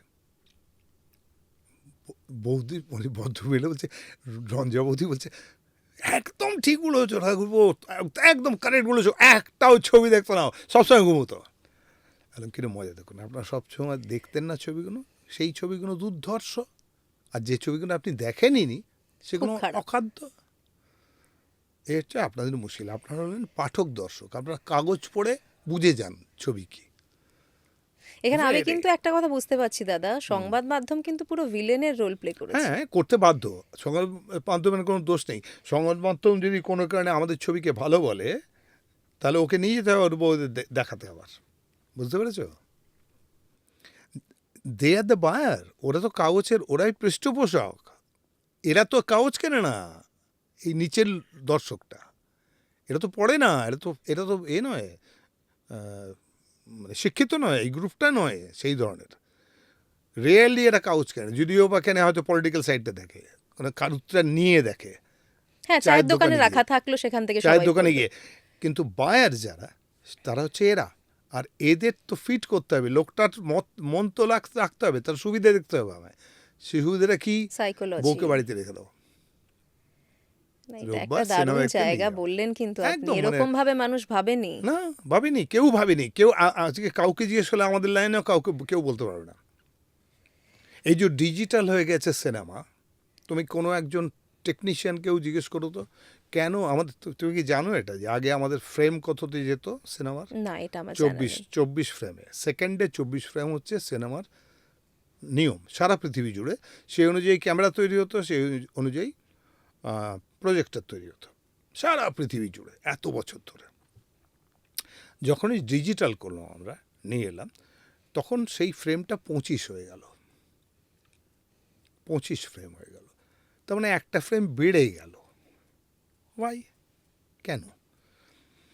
যখন দেখা হয়েছিল তখন 100 ফ্রেম হলেও পরিষ্কার ছবি আসে, 24 ফ্রেম হলেও পরিষ্কার ছবি মুভমেন্ট হয়, তার নিচে নামলে স্ট্যাকাটো হয়। যেরকম ছবি কিছুটা তোমরা আগের দেখতে, চার্লি চ্যাপলিনের ছবিতে একটা এরম এরম মুভমেন্ট হতো, ওইটা হচ্ছে কম ফ্রেমের তখন শুটিং করা হয়েছিল। পরে বোঝা যায় যে 23 নয়, 21 নয়, 30 হলেও হবে, মানে 24 মিনিমাম করতে হবে, তবে নর্মাল ন্যাচারাল মুভমেন্ট হবে, তাহলে স্মুথ। ওই যে হাত তুললে, ডানা তুললেও এরকম নড়বে, স্মুথলি নড়বে। তো সেই জিনিসটা আবিষ্কার হওয়ার পরে 24টা ফিক্স হয়ে গেল। কারণ আমি বেশি ফ্রেম যদি দিই, আমি 30 ফ্রেম 35 ফ্রেমও যদি দিই, তাহলে একই মুভমেন্ট হবে, একই রকম স্মুথনেস থাকবে, কিন্তু স্পেসটা বেশি খাবে, লেংথ বেড়ে যাবে, তার মানে রিলগুলো বড় হয়ে যাবে, খরচাটা বেড়ে যাবে। সো আলটিমেটলি এটা করতে করতে ওইখানে সেটেল করলো 24 ফ্রেম হচ্ছে পারফেক্ট। তাহলে ডিজিটালে কেন 25 ফ্রেম হলো? তাতে খুব প্রবলেম হয়ে গেছিলো আমাদের। আমরা যখন প্রথমে এই ট্রানজিশনটায় ছিলাম না, তখন আমাদের ছবিগুলোকে আবার 25-এ ট্রান্সফার করতে হতো, সাউন্ডটাকে বিয়ে করতে হতো, আবার 24-এ ব্যাক করতে হতো। এটা একটা প্রসেস, খুব ডিফিকাল্ট প্রসেস ছিল, বুঝতে পারো? কেন হলো, কেন এটা হলো তার কারণ হচ্ছে, এটি বলছি, এটা কাউকে জিজ্ঞেস করো যে এটা কেন হলো। ইচ্ছে করলে 24 করা যেত, তো কেন 25 করা যাচ্ছে? আসলে যেহেতু মেট্রিক সিস্টেম আনলাম আমরা, সব কিছু 5-এর গুণিতকে নিয়ে এলাম, সেই জন্য আমরা 1 ফ্রেম অ্যালাউ করলাম, করে ওটাকে ওই 5-এর গুণিতকে নিয়ে এলাম। তার জন্য অতটা খাটনি বেড়ে গেল। হ্যাঁ, কারণ 24 হলে না ভেঙে যেত, 24 হলে এটা ভেঙে যাবে, নাম্বারটা ভেঙে যাবে, যার জন্য আমরা গজ, ফুট এগুলো চেঞ্জ করলাম, করে মিটারে চলে গেলাম। ওই একই কারণে এখানে একটা ফ্রেম এমন কিছু ব্যাপার না, বাড়ানো হলো, কিন্তু তাতে পুরো মেট্রিক সিস্টেমে ঢুকে গেল প্রসেসটা। মানে আপনি এগুলো নিয়ে ভেবেছেন? হ্যাঁ, ভেবেছি বা পড়েছি, মানে আমার ভীষণ ইন্টারেস্ট এগুলোতে। ফিজিক্সের প্রতি ভালোবাসা তো আপনার আছেই, একটু থাকবেই। ফিজিক্সের ব্যাপারটাতে তো দাদা অবশ্যই আসবো, সেটা একটা বড় চ্যাপ্টার। তবে তার আগে আপনার ফিল্মের যে পার্টটা রয়েছে সেটা একটু শেষ করে নিই। আর এখানেই একটা প্রশ্ন আসবে, দীপক না চিরঞ্জিত? দীপক চিরঞ্জিত কিভাবে হলো? আমি আসলে তো সিনেমা অ্যাক্টিং করতে চাইনি, হিরো হতেও চাইনি। আমি যদিও থিয়েটার করতাম, গ্রুপ থিয়েটার করতাম, অনেকগুলো গ্রুপে আমি পাঠ করেছি, অনেকগুলো নাটক করেছি। যাদবপুরে থাকতে আমরা অনেক বাদল সরকার, মহিদ্দার নাটক, অনেক অনেক এরকম ধরনের নাটক করতাম। পঙ্কজ সাহা ছিলেন ডিরেক্টর, আরও অনেকে ছিলেন তখন। সিরিয়াস নাটক করতাম আমরা তখন। বাইরেও গ্রুপ ছিল আমার, সেখানেও আমরা গ্রুপ তৈরি করেছিলাম। কিন্তু স্টেজ সামথিং এলস, স্টেজে অভিনয় করার একটা অন্য ব্যাপার আছে, তার ভিতরে একটা মানে ইন্টালেক্ট, একটা অন্য ধরনের নেচার আছে তার ভিতরে। সিনেমার ভিতর সব পাঁচমিশালি হয়ে যায়। ভালো ছবি হয় না তা না, ভালো ছবি তো হয়ই, কোনো সন্দেহই নেই, কিন্তু সবগুলো ভালো ছবি হয় না। বেশিরভাগই কমার্শিয়াল সেট আপের ছবি হয়, কম বাজেট থাকে আমাদের বাংলা ছবিতে ইউজুয়ালি, আর মনোরঞ্জনটা প্রধান ব্যাপার হয়। সেটা যদি এরম বলে যে টিকিটের মধ্যে ছাপাই থাকে এত টাকা টিকিটের দাম, আর এত টাকা হচ্ছে এন্টারটেনমেন্ট ট্যাক্সের জন্যই, তো তার মানে বলাই হয় entertainment first and entertainment last, এরকমভাবেই এটাকে ডিসক্রাইব করা হতো। তো সে ওখানে যে কমার্শিয়ালিটিটা আসে, আমি প্রথম থেকেই তৈরি হয়েছিলাম ছবির ডিরেকশন দেবো, একজন ইন্টারন্যাশনাল ডিরেক্টর হব, যেমন গৌতম টোতম করেছে, এত সাকসেসফুল হয়েছে, তো এরকম যদি আমিও হতে পারি। তো মানিদের কাছে সঙ্গে একটুখানি কাজ করেছি কিছু বছর, প্রায় 5-6 বছর। তখন ওকে একটু আনঅফিসিয়াল অ্যাসিস্ট করতাম আমি। তা আমাকে বলা হতো যে ওই ডাইরেক্টোরিয়াল অবজারভার হিসেবে কাজ করতাম, কারণ যেহেতু আমি যাদবপুরে পড়তাম তখন। তো সেইভাবে আমি ধরো প্রতিদ্বন্দ্বী থেকে অশনি সংকেত, মানে এরকম কয়েকটা ছবি, অশনি সংকেতটা কিছুটা, আর মাঝখানে সীমাবদ্ধটা আমি টোটালি সঙ্গে ছিলাম, প্রায় রোজ সঙ্গে ছিলাম। তো স্ক্রিপ্টিং থেকে শুরু করে সিলেকশন অফ আর্টিস্ট, কেন উত্তম কুমারকে মানিকদা নিলেন না, কেন বরুণ চন্দ্রকে ডাকলেন, একটা নতুন নিউ কামারকে নিয়ে ছবি কেন করবেন, তার এক্সপ্লেনেশন ছিল। সবই খুব মজার মজার গল্প, দারুণ দারুণ গল্প। ওনার মাপের মানুষের সঙ্গে কাজ করার পর আপনার ওই প্যাশনটা আসা কিন্তু খুব স্বাভাবিকই হয়তো ছিল। হ্যাঁ, তাই তো, সেটাই হয়েছিল। এবার আমি নিউজ পড়ি যখন এখানে, তখন আমাকে এসে বলা হলো যে একটা হিরো হতে হবে ছবির। আমি রিফিউজ করলাম যে আমি হিরো হব না, ওটা আমার অ্যাম্বিশন না। আমি ওয়েট করছি তখন। আমি মিঠুনকে নিয়ে স্ক্রিপ্ট নিয়ে মানে ঘুরেছি ভালো ছবি করবো বলে, কিন্তু মুশকিল হচ্ছে কোনো প্রডিউসারে কনভিন্স করতে পারিনি। কারণ আমার যে ধরনের আমি ছবি করতে যাচ্ছি সেই ধরনের ছবির খুব ডিফিকাল্ট করা, মানে যারা ভালো ভালো ছবি করেছেন না, করেন বা করেছেন অ্যাওয়ার্ড উইনিং ফিল্ম, তারা সবসময় স্ট্রাগল করেছে, চিরকাল স্ট্রাগল করেছে। ঋত্বিক দা হোক, মৃণাল দা হোক, মানিক দা হোক, সবাই স্ট্রাগল করেছে। প্রডিউসার দৌড়ে দৌড়ে তাদের কাছে আসে না। আর ছোট সেই ধরনের ছবি যারা আরেকটু কম নামি, তারা তো আরও স্ট্রাগল করে। তো তাকে রিফিউজ করলাম একদিন। রঞ্জন মজুমদার ছিল ডিরেক্টরের নাম, তারও ফার্স্ট ছবি এটা, তিনি করতে চান। আমি নাকি সাংঘাতিক পপুলার একজন নিউজ রিডার, সবাই হই হই করছে আমায় দেখে, হিরো হওয়ার উপর। সুদর্শন হিরো। সুদর্শন একজন নিউজ রিডার। তখন আমি একটা অদ্ভুত হাসি সেটা হচ্ছে, আজকের মতো খবর এখানেই শেষ হলো, এই হাসিটা নাকি দুর্ধর্ষ হয়েছে, সেই জন্য খুব আমার নাম হয়ে গেছে তখন। হ্যাঁ, আমার ফ্যানও হয়ে গেছে, প্রচুর মেয়ে ফ্যান হয়ে গেছে তখন। তো সেই সময় উনি এসে বললেন আমার কিন্তু আপনাকে লাগবে। তাহলে আমি তো অ্যাক্টিং করবো না, আমার অ্যাম্বিশন না, আমি ছবি বানাবো, এরকম একটা প্ল্যানিং আছে। আর সেই ছবি অন্য ছবি আবার এসছে, এই ছবিটা করুন ভাই, এটা আমার প্রথম ছবি, একটু হেল্প করুন আমায়, করুন। এটার হাসির ছবি।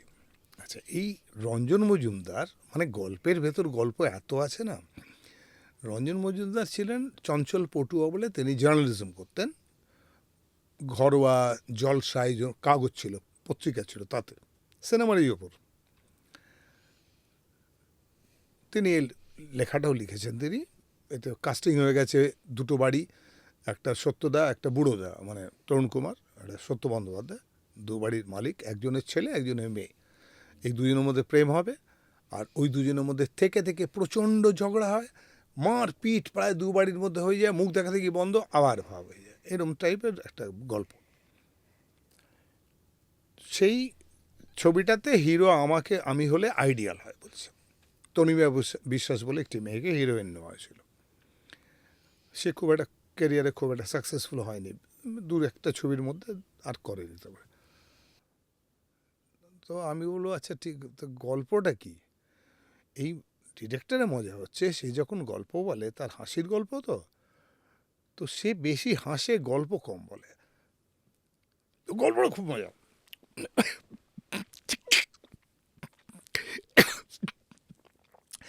মানে মানে এই বাড়িতে একটা ভদ্রলোক আছে যেটা সত্যতা করছে, আর এই বাড়িতে আরেকটা ভদ্রলোক আছে যেটা তরুণ কুমার করছে, মানে বুড়ো দেখা যাচ্ছে আর কি। তো তরুণ কুমারের সঙ্গে সত্যতার বাজারে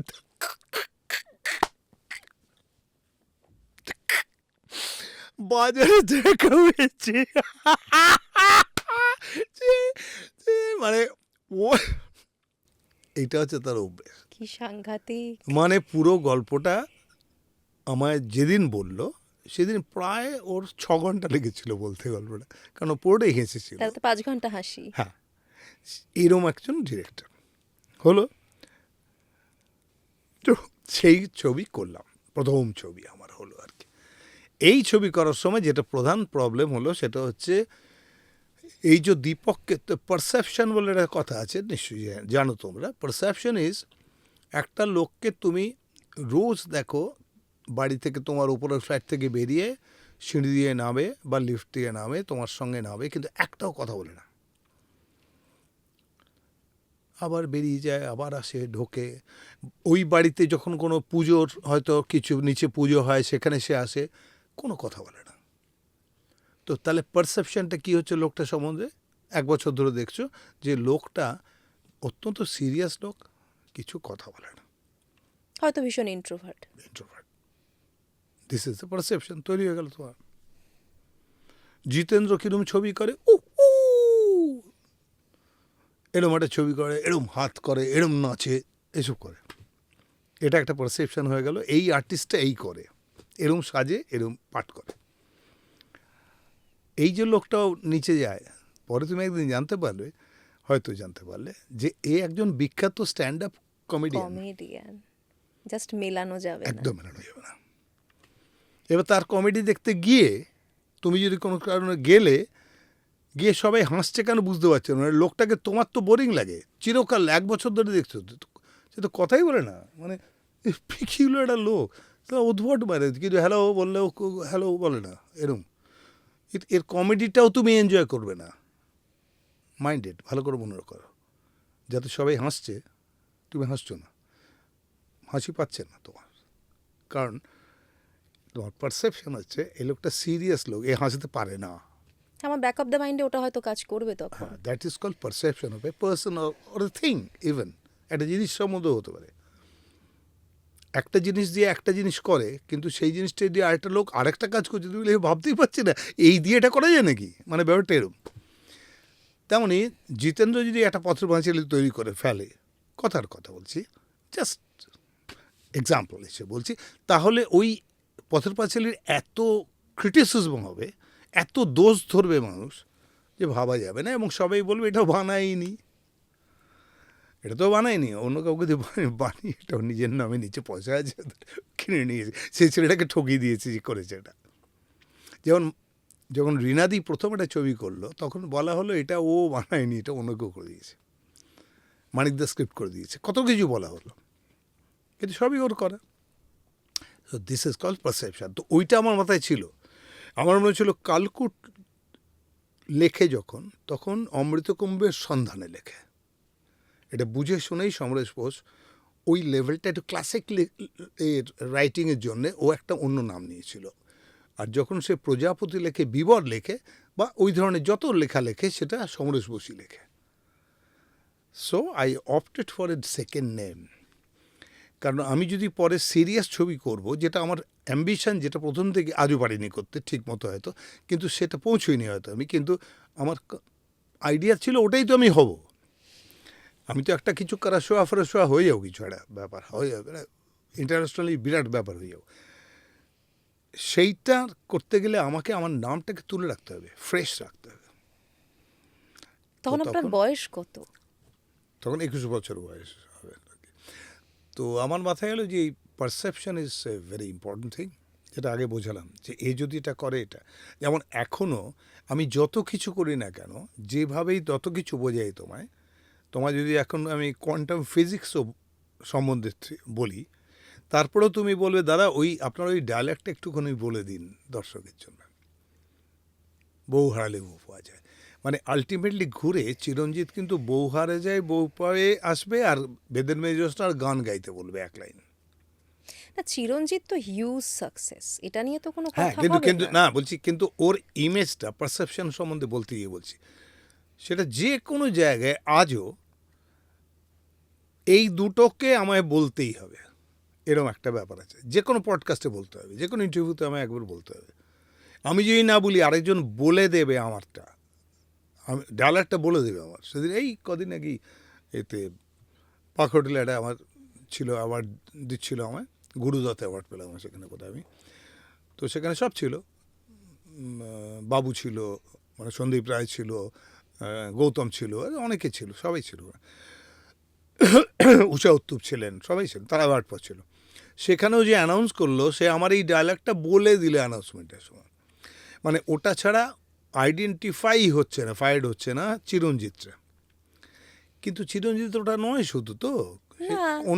অন্য কোনো জিনিস তার সম্বন্ধে বললেও ওটাকে বলতে হচ্ছে। দিস ইজ কল্ড পারসেপশন, যেটা বোঝাচ্ছিলাম আমি। এইটা আমি ভালো বুঝেছিলাম যে পচা বাংলা ছবিতে, যেগুলোকে পচা বাংলা ছবি তখন কাগজ টাগজ বলছিল, তাতে আমি যদি হিরো হই, অ্যাক্টিং করি, তাহলে কিন্তু এই নামটা দিয়ে আর বাইসাইকেল থিপ বানানো যাবে না, মুশকিল হয়ে যাবে। আমার 150 উজালা কারাশোয়া বানানো যাবে না, বা আন্থোনিয়ানির ছবি, ত্রুফোর ছবি, এগুলো করা যাবে না, ডেফানাইট করা যাবে না। মানে ওকে প্রথম থেকেই আসতে হবে, এইভাবে আসতে হবে তোমার। তার জন্য দীপককে তখন থেকেই বাঁচিয়ে রাখা। দীপককে বাঁচিয়ে রাখা হয়েছে। এবার দীপক বাঁচিয়ে, কিন্তু ব্রেনটা তো দীপকের, সে তো যদি কমার্শিয়ালিটিও যদি এনে থাকে, যেমন বলে যে চিরঞ্জিত মানে তো যাত্রা করে, সিনেমায় যাত্রা করে। অ্যাবসোলুটলি, ওরা কিন্তু ঠিক বলছে আবার। এক্স্যাক্টলি তাই করি আমি, কারণ আমি যাত্রা করেছি, আমি দেখেছি মাঠ কিভাবে নেয়, কিভাবে করলে নেয়। থিয়েটার করলে হবে না, সিনেমা করলে হবে না, ওদের ওখানে যাত্রার মতো করে করতে হয়। এবং সেটা যে মাসটার জন্য আমি ছবি করছি এই কমার্শিয়াল সেট আপের মধ্যে, যে ছবিটা ওটা লাগে সেইখানে ওইটাই অ্যাপ্লাই করতাম। দেখলাম আমার সুর দিয়ে কথা বলে না করে, ওইটা এদের মধ্যে একটা ওটা মকারি আরম্ভ হলো, কিন্তু মকারিটা আমি জেনে বুঝে করছি।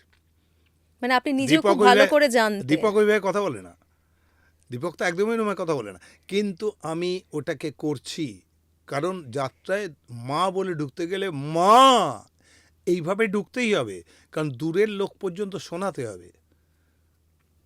যাত্রায় আগে মাইক ছিল না, তার মানে পুরো গলা দিয়ে পুরোটা শোনাতে হবে ওই 2000 লোককে। সেই জন্য প্রত্যেককে স্ট্রেচ করতে হতো। আমাদের সামনে একটা ঢাকুরিয়ার বাড়ি, যেখানে জন্মেছি আমি, আমাদের বাড়ির সামনে একটা ছোটো মোটো বস্তি ছিল, তারপরে আর মাঠ ছিল, কালচার গ্রাউন্ড, যেটা মানে বাবুবাগান লেনের বাবুবাগান যেখানে পুজো হয়, সেইখানে ওর ভেতর থেকে রঞ্জিত বলে একটা ছেলে ছিল, সে ফিরছে না, দুপুরবেলা হঠাৎ তার মা চিৎকার করতে আরম্ভ করলো। তাকে যদি তুমি রঞ্জিত, যেখানে খণ্ডত্ব থাকবে যেমন চিরঞ্জিত, তুমি যদি ডাকো চিৎকার করে, তাহলে কিছুতেই তুমি তাকে রঞ্জিত বলে ডাকলে রঞ্জিত সে শুনতে পাবে না। কিন্তু ও রঞ্জিতা একটা তা দিতে হবে, বলে টানতে হবে, রঞ্জিতা রে রে জুড়ছি আমি। এই যে জোড়াটা, এইটা থেকে যাত্রা এসছে, যাত্রা অ্যাক্টিংটা এসছে। তবেও শুনতে পাচ্ছে, রেসটা পৌঁছচ্ছে রঞ্জিতা রে, ওই শুনতে বললো, ওই শুনতে পেয়েছে। একটা লোক যখন দূরে চলে যায়, তুমি ছাদে দাঁড়িয়ে থাকো, তাকে যদি ডেকে বলো কিছু বলতে চাও, তার নাম ধরে যদি ডাকো, তাহলে ওইটাকে স্ট্রেচ করতে হয়, সুশান্ত ডাকতে হবে তাকে, তাহলে সুশান্ত ছোট আটকে যাবে, শুনতে পাবে না।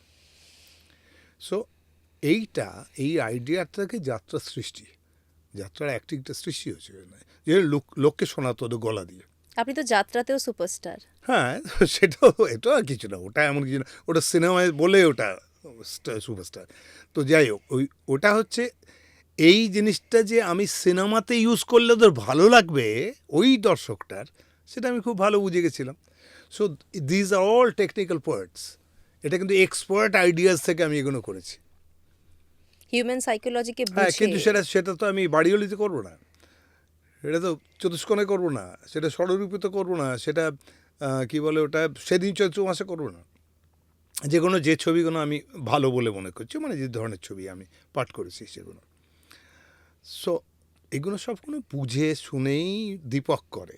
দীপক সবগুলো আইডিয়া সাজায়, তার ইন্টেলিজেন্সটা লাগায়, তার শিক্ষা লাগিয়ে ও চিরঞ্জিতকে বলে দেয় এটা করিস, এক্সিকিউট করে চিরঞ্জিত। হ্যাঁ, ও এক্সিকিউট। তো নামটা ওই জন্য রেখে দিলাম, তুলে এখানে রাখলাম। মানে মুশকিল হয়ে গেছে এত বছর বাদে, এখন 74 বছর বয়স হয়ে গেল আমার, তো এখনও আমি আলটিমেটলি দীপককে ইন্ট্রোডিউস করতে পারলামই না, আর সেই ইন্টারন্যাশনাল ছবিটাও বানাতে পারলাম না। কিন্তু দীপকের মতো কাজ তো প্রচুর করেছে। হ্যাঁ, কিন্তু আমি তাতে আনহ্যাপি নই, যেরকম আছি আমি তাতে যেহেতু সুখী থাকি, সেখানে আমার সবই ভালো লাগে, এটাও ভালো লাগে, এটা হলো না যে হলো না, তো আনন্দ হয় আমার, হয়নি, বেশ হয়নি, মানে এরকম ব্যাপারটা এরকম। I want to die any day. তুমি বলো কালকে আমায় মারা যেতে হবে, কখন আসবো বলুন, আমি বলবো, এরকম আর কি। আপনার সাথে তো অফ ক্যামেরা কথা হচ্ছিল, আমি অবাক হয়ে গেলাম ওটা শুনে। মানে বাস্তবে আপনি অ্যাস্ট্রোলজিতে বিশ্বাস করেন, আমিও করি, কিন্তু আপনি যা বললেন আমার মনে হয় দর্শকদের শোনা উচিত। ওটা সায়েন্স আছে পেছনে, সেটাই বিশ্বাস করি, হ্যাঁ, কিন্তু অ্যাস্ট্রোলজারকে বিশ্বাস করি না। আমার বেসিক জায়গাটা হচ্ছে এইটা, আই বিলিভ ইন অ্যাস্ট্রোলজি। আমি এফিমেরিস মানি, আমি কী করে গ্রহ বার করছে, কী করে কালকে কী বলে চন্দ্রগ্রহণ হবে, কটার সময় হবে, সেটা বলে দেয় একটা সামান্য একটা এই রকম বাজে কাগজে ছাপা একটা ভাঙা লেটারে ভুল বানান ছাপা হয়নি ঠিক মতো করে, ওপরে একটা কাভার দিয়েছে নাকি এরকম একটা ধরো কিছু মভ কালারের একটা কাভার মতো থাকে, সে কাভারটা আবার এত কাগজটা কম হয় যে ছোটো পড়ে, ওটা আবার কাভার পেজটা পুরোটা কাভারও করে না, এরম একটা পাঁজি ওই ফুটপাথ থেকে কিনে আনো, কিন্তু সে বলে দেবে কবে কোন সময় কত সেকেন্ডে জোয়ার আসবে, ফাটা হবে, আর কত সেকেন্ডে চন্দ্রগ্রহণ সূর্যগ্রহণ হবে, কী করে বলে? সায়েন্স তো ডেফিনেটলি আছে সায়েন্সটা পেছনে। মানে ম্যাথমেটিক্সটা এত স্ট্রং করাই আছে। সেটা যে লোকটা এখন আজকে পুঁথি বানাচ্ছে সে লোকটার জন্য তাকে বিরাট সায়েন্টিস্ট হতে হয় না, কারণ এটা কম্পিউটারে ফিট করা আছে অনেক বছর আগে। ছকটা বানানো। হ্যাঁ, মানে এই কম্পিউটারটা ওইটা অপারেট করলে ও বলে দেবে কি হচ্ছে, ওই অঙ্কটা ফেললে এটাই আসবে। সো এটা আমি মানি, কিন্তু ওই জ্যোতিষটাকে মানি না। জ্যোতিষটা ভুল করতে পারে, না শিখে করতে পারে, জানে না, ওটা ওই সায়েন্সটা জানে না, সে বোকাও বানাতে পারে ভুলভাল মানুষকে। বলছে, লোকের মন বুঝে পয়সা নেওয়ার জন্য বলে দিচ্ছে, তাবিজ পুড়িয়ে দিচ্ছে, এসব করছে। ওই জন্য ওটা খুব একটা মানি না আমি। কিন্তু কেউ কেউ পারেন করতে। আমি হয়তো সবাইকে মিট করিনি, হতেই পারে, আমি অনেককে মিট করেছি কিন্তু অনেককে মিট করিনি। তার মধ্যে হয়তো কেউ নিশ্চয়ই পারেন হয়তো করতে।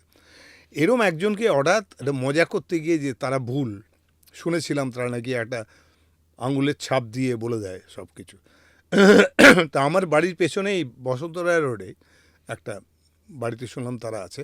আমি অবশ্য দেখেছি একটু তার আগে, ওরা যেখানটা ছিল আগে, সে বাড়িটা ভাঙলো বলে ওরা চলে এসছে এখানে। সেটা এই দেশবিভাগের পেছনে একটা। তাদের ওখানে গেলাম, গিয়ে একটা অ্যাপয়েন্টমেন্ট হলো টেলিফোনে, কিছুই না, সেলফোনও ছিল না তখন যখন আমি গেছিলাম, ফোনেই একটা অ্যাপয়েন্টমেন্ট করলাম। গেলাম, বললো আপনি একটায় সময় আসবেন না 4টার সময় আসতে, দুটো আছে সেশন, একটাই যাই। তো একটাই গেলাম, সবাই বললো গিয়ে লাভ নেই কিছু, তোরটা তো সব পড়ে নেবে, চিরঞ্জিত জেনে যাবে তার কী কী, তার বাবাকে অমুককে সব জেনে যাবে, দেখা যাক কী হয়, কতটা জানে। আর সেটা চিরঞ্জিত, আমি তো নাম বলছি দীপক আমার নাম, টেলিফোনেও বলেছি, ওখানে গিয়েও ডি লিখলাম, প্রথম অক্ষরটা লিখতে হয় অ্যালফাবেটটা, আর আঙুলের ছাপটা দিতে হয়। সেখান থেকে পুঁথি বার করলে ইন শর্ট, ইন ব্রিফ বলছি আমি, তুমি যেও দেখিও, দারুণ মজা। তো সেখানে গিয়ে 1000 টাকা দিতে হলো। সেটা আবার আমায় যদি খুঁজে না পায় আমার পেজটা ওরা ওই পুঁথি থেকে, তাহলে আবার টাকা নেবে না আবার টাকা। তো গিয়ে দেখলাম, তো বসলাম কিছুক্ষণ, তারপরে ডাকলো, ডেকে 3টে পুঁথি করতে করতে একটাতে আমার পেজটা নাকি পেয়ে গেল, এবং যা বলতে আরম্ভ করলো, আমার নাম কি, আমি কি করি, আমার বউয়ের নাম কি, আমার বাবার নাম কি, মার নাম কি, আমার ছেলে মেয়ে কটি, সে কোথায় থাকে, কি করে, সে ডক্টরেট, তাও বলে দিল। এই করতে করতে করতে করতে যা যা বললো তার মধ্যে এটাও বললো যে আমি কবে মারা যাবো। আর সেটা আপনি ধরে বসে কত আছেন বছর আজও। বয়সে, হ্যাঁ, আমি সেটা ধরে বসে আছি এবং খুব আনন্দিত তার জন্য আমি।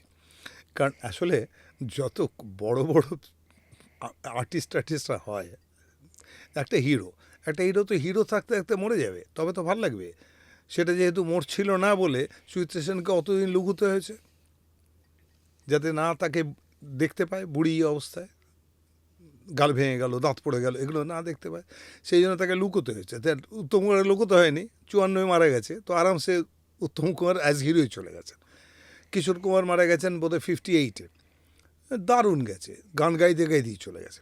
সো আই লাভ দ্যাট, আমার ভীষণ ভালো লাগে দেখতে। একটা দুর্দশাগ্রস্ত একটা বৃদ্ধ উত্তম কুমার এখনও বসে আছেন, চোখে দেখেন না, কানে শোনেন না, অ্যালজাইমার হয়ে গেছে, বোঝেন না কিছু, চেনেন না কাউকে, এই একদম ভাল লাগবে না আমার।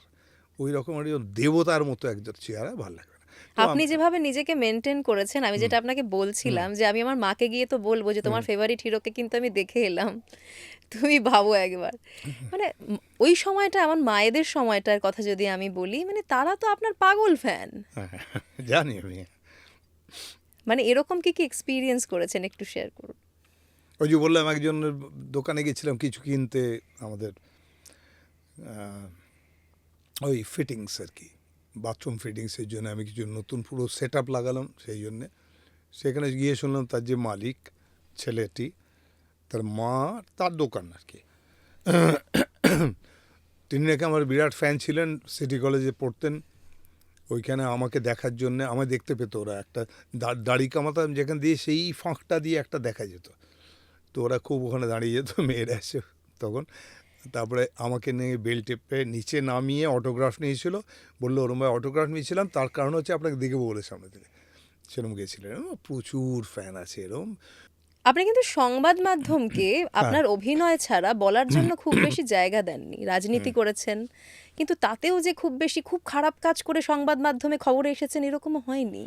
আসলে I am not a news maker, এটা ওদের জার্নালিস্টদের মেন পয়েন্ট। আপনি নিউজ তৈরি করেন না, আপনি কি নিউজ তৈরি করুন, দিন কিছু, এরকম আর কি ব্যাপারটা। এই যে এখনও আমাদের যে আন্দোলন চলছে না রাহুলের ওই কেসটা নিয়ে আমরা যে করছি, আমি তো মিটিংগুলো থাকছি, আমি তো ভাইস প্রেসিডেন্ট, কিন্তু আমি শেষ পর্যন্ত থাকছি না। যখন এদের কাজটা মোটামুটি হয়ে যাচ্ছে তখন আমি বললাম আমি এর যাই, চলে যাচ্ছি। ওই যে প্রেস কনফারেন্সটা তারপরে করছে, ওটা বুম্বা করছে, ওরা অন্যরা করছে, কিন্তু আমি থাকি না। মানে কি, অনেক ছবি উঠেছে জীবনে, অনেক কথা হয়ে গেছে, এই তোমার পডকাস্টের মতো অনেক পডকাস্ট হয়ে গেছে, অনেক ইন্টারভিউজ হয়ে গেছে, 50 ইয়ার্স আছি আমি সিনেমায়। তো আমার লাগবে না আর কিছু, আমার ক্যামেরা লাগবে না, আমার কথা বলার দরকার নেই কিছু, মনে হয় আমার। একটা কোথাও একটা তো মানুষকে একটু থামতে হবে, রিটায়ার করতে হবে। তো আমি রিটায়ার করে গেছি, আমি পলিটিক্স থেকে সন্ন্যাস নিয়ে নিলাম।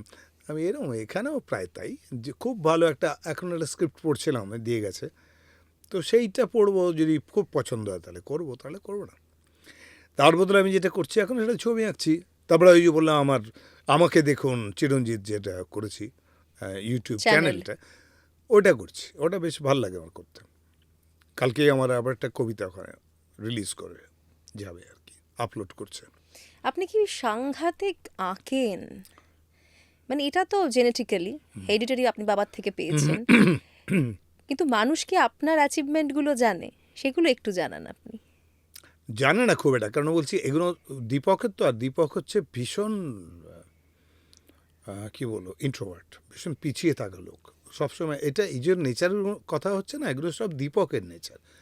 চিরঞ্জিত তো একজন তো ফ্ল্যামবয়েন্ট, একজন বিরাট সুপারস্টার। সে যখন ওইভাবে কাজ করেছে তখনও সে নিজের মুডে কাজ করেছে। যখন কেউ যাত্রায় যায় না, বুড়ো হয়ে গেলে যখন সে সিনেমায় চান্স পায় না, যখন কাজ করতে পারে না, উইক হয়ে যায়, তখন শেষ দিকে সবাই যাত্রায় যান। যেমন রবিদা একটু গেছিলেন, সৌমিত্রদা একবার গেছিলেন, ভিক্টর গেছিল একবার, অনুপদা গেছিলেন, এরা সব, সত্যদাও গেছিলেন। তো এরা সব বেশি বয়সে, শেষ বয়সে যান। আমি উল্টো করে দিয়েছিলাম কাজটা, কারণ হচ্ছে রেটটা পেয়ে গেলাম যার জন্য বেশি, এই জন্য আর কি। আমি যখন পিকে তখন গিয়ে একটু যাত্রা করে চললাম, তারপরে আর করিনি, কিন্তু ওই দু একটা বছর। তো এরকম আমার কিছু উদ্ভট বুদ্ধি আছে মাথা, সেগুলো করি। তো এই দীপক আসলে পিছিয়ে থাকা লোকটা, যার জন্যই আমি এটা আগে আমার মানে ওটাতেই বলেছি, আমার চ্যানেলটাতেই বলেছি যে এতদিন ধরে দীপক অনেক কিছু কুক্ষিগত করে রেখে দিয়েছিল, তার ছবি, তার লেখা, তার গান, কবিতা, সব ছবি আঁকা। আমি ওকে অনেক বুঝিয়ে সুঝিয়ে শেষ বয়সে ওকে বলেছি এটা ছেড়ে দিন আপনি এবার দীপকবাবু, এবার এটা একটু পাবলিককে দিই, আমার একটু নাম হবে আপনার জন্য, একটু ওইগুলো দিই। সেই জন্য বার করে করে একটু একটু করে দিচ্ছি ওটা। তো খুব অ্যাপ্রিসিয়েট করছে সবাই, ভালো লাগছে আমার, দীপকেরও ভালো লাগছে। কিন্তু ওর ভেতরে আবার অনেক রকম সিস্টেম আছে। এরা বললো মেম্বারশিপ নিতে পারে কেউ, নিলে আবার তার সঙ্গে কমিউনিকেট করা যায়, তাদের তারা পয়সাও দেয়, এরকম আর কি। ওইগুলো আমি করছি না, কারণ ওটা আমি করবো না, ওই কমিউনিকেশনটা আমি চাই না করতে। আমার যে ডিস্টেন্সটা আছে, ওই ডিস্টেন্সটা থাকুক, ওটা আমি রাখতে চাই। ও পয়সার দরকার নেই আমার, ঠিক আছে, যেরকম হচ্ছে সেরকম হোক। সন্দেশের কভার ইলাস্ট্রেশন, ওইটা একবার সিকিম ডকুমেন্টারি করতে যাচ্ছিলেন মানিকদা, তখন বললেন তুমি এবার কাভার পেজটা এঁকে দাও। তখন আমার বয়স হচ্ছে 18 ইয়ার ওল্ড। তো আমিও একবার কাভার পেজটা করলাম। কি করবো বললো যে তুমি এটা স্ট্রিপ কার্টুন করে দাও। তো আমি একটা স্ট্রিপ কার্টুন করে দিয়েছিলাম, সেটা কভার পেজ ছাপা হয়েছিল। একটু বড় হয়ে গেছিলো, যার জন্য cover page and inside cover সেটাতে একটু এসে গেছিলো, অতটাও নিচে পেয়েছিলেন, পুরো দিয়েছিলেন। এবং he was very happy with that. আমি একমাত্র বোধহয় আর্টিস্ট, তখন আমি অত মানেও বুঝিনি, পরে বুঝেছি কী কাণ্ড করে ফেলেছি আমি, যে মানিকদার সন্দেশের কভার পেজ, যেটা মানিকদার ছাড়া কেউ আঁকে না, সেটা আমি এঁকে ফেলেছি, একমাত্র লোক। এটা আমার কাছে একটা বিরাট অ্যাচিভমেন্ট, দারুণ অ্যাচিভমেন্ট একটা। সো এই কাজটার মজা আরও আছে। এই জন্যে সেদিন আমি আবার জানলাম যে এর আগে কখনো কভার পেজ স্ট্রিপ কার্টুন করে মানিকদা করেননি। আমি করার পরের ইস্যুটাতেই মানিকদা স্ট্রিপ কার্টুনে কভার পেজ করেছিলেন। আপনার থেকে একটু হলেও ইন্সপিরেশন নিয়েছিলেন, বিশাল বড় ব্যাপার। কিন্তু পরিচালক পরিচালক তিনি তো চিরঞ্জিতই। চিরঞ্জিত মানে করতে হচ্ছে এই জন্য সেলিব্রিটির জন্যে। হয়তো ডিরেকশন যেমন ভয় ছবিটা যেটা করেছি সেটা কিন্তু দীপকের ছবি। এর মধ্যে যতগুলো ছবি 7টা ছবি করেছি তার মধ্যে সবগুলো হিট, কিন্তু এটা খুব মজার। এটাও বোধহয় একটা রেকর্ড, কোনো ডিরেক্টর পৃথিবীতে বোধহয় নেই যাদের 7টা ছবি করেছে 7টাই হিট।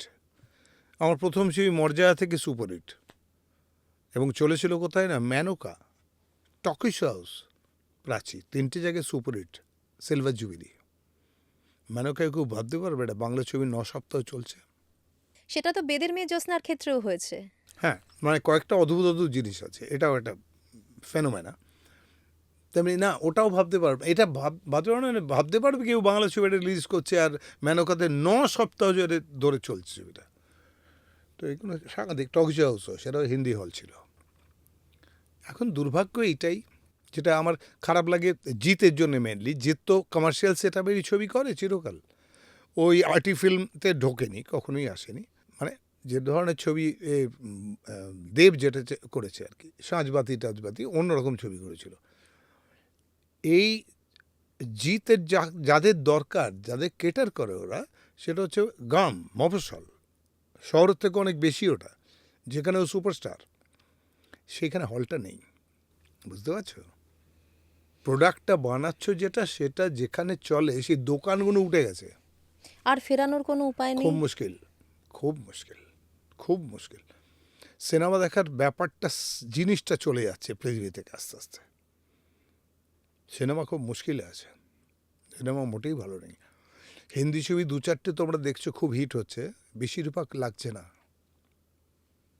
কটা ছবির নাম বলতে পারবে গত 5 বছরে?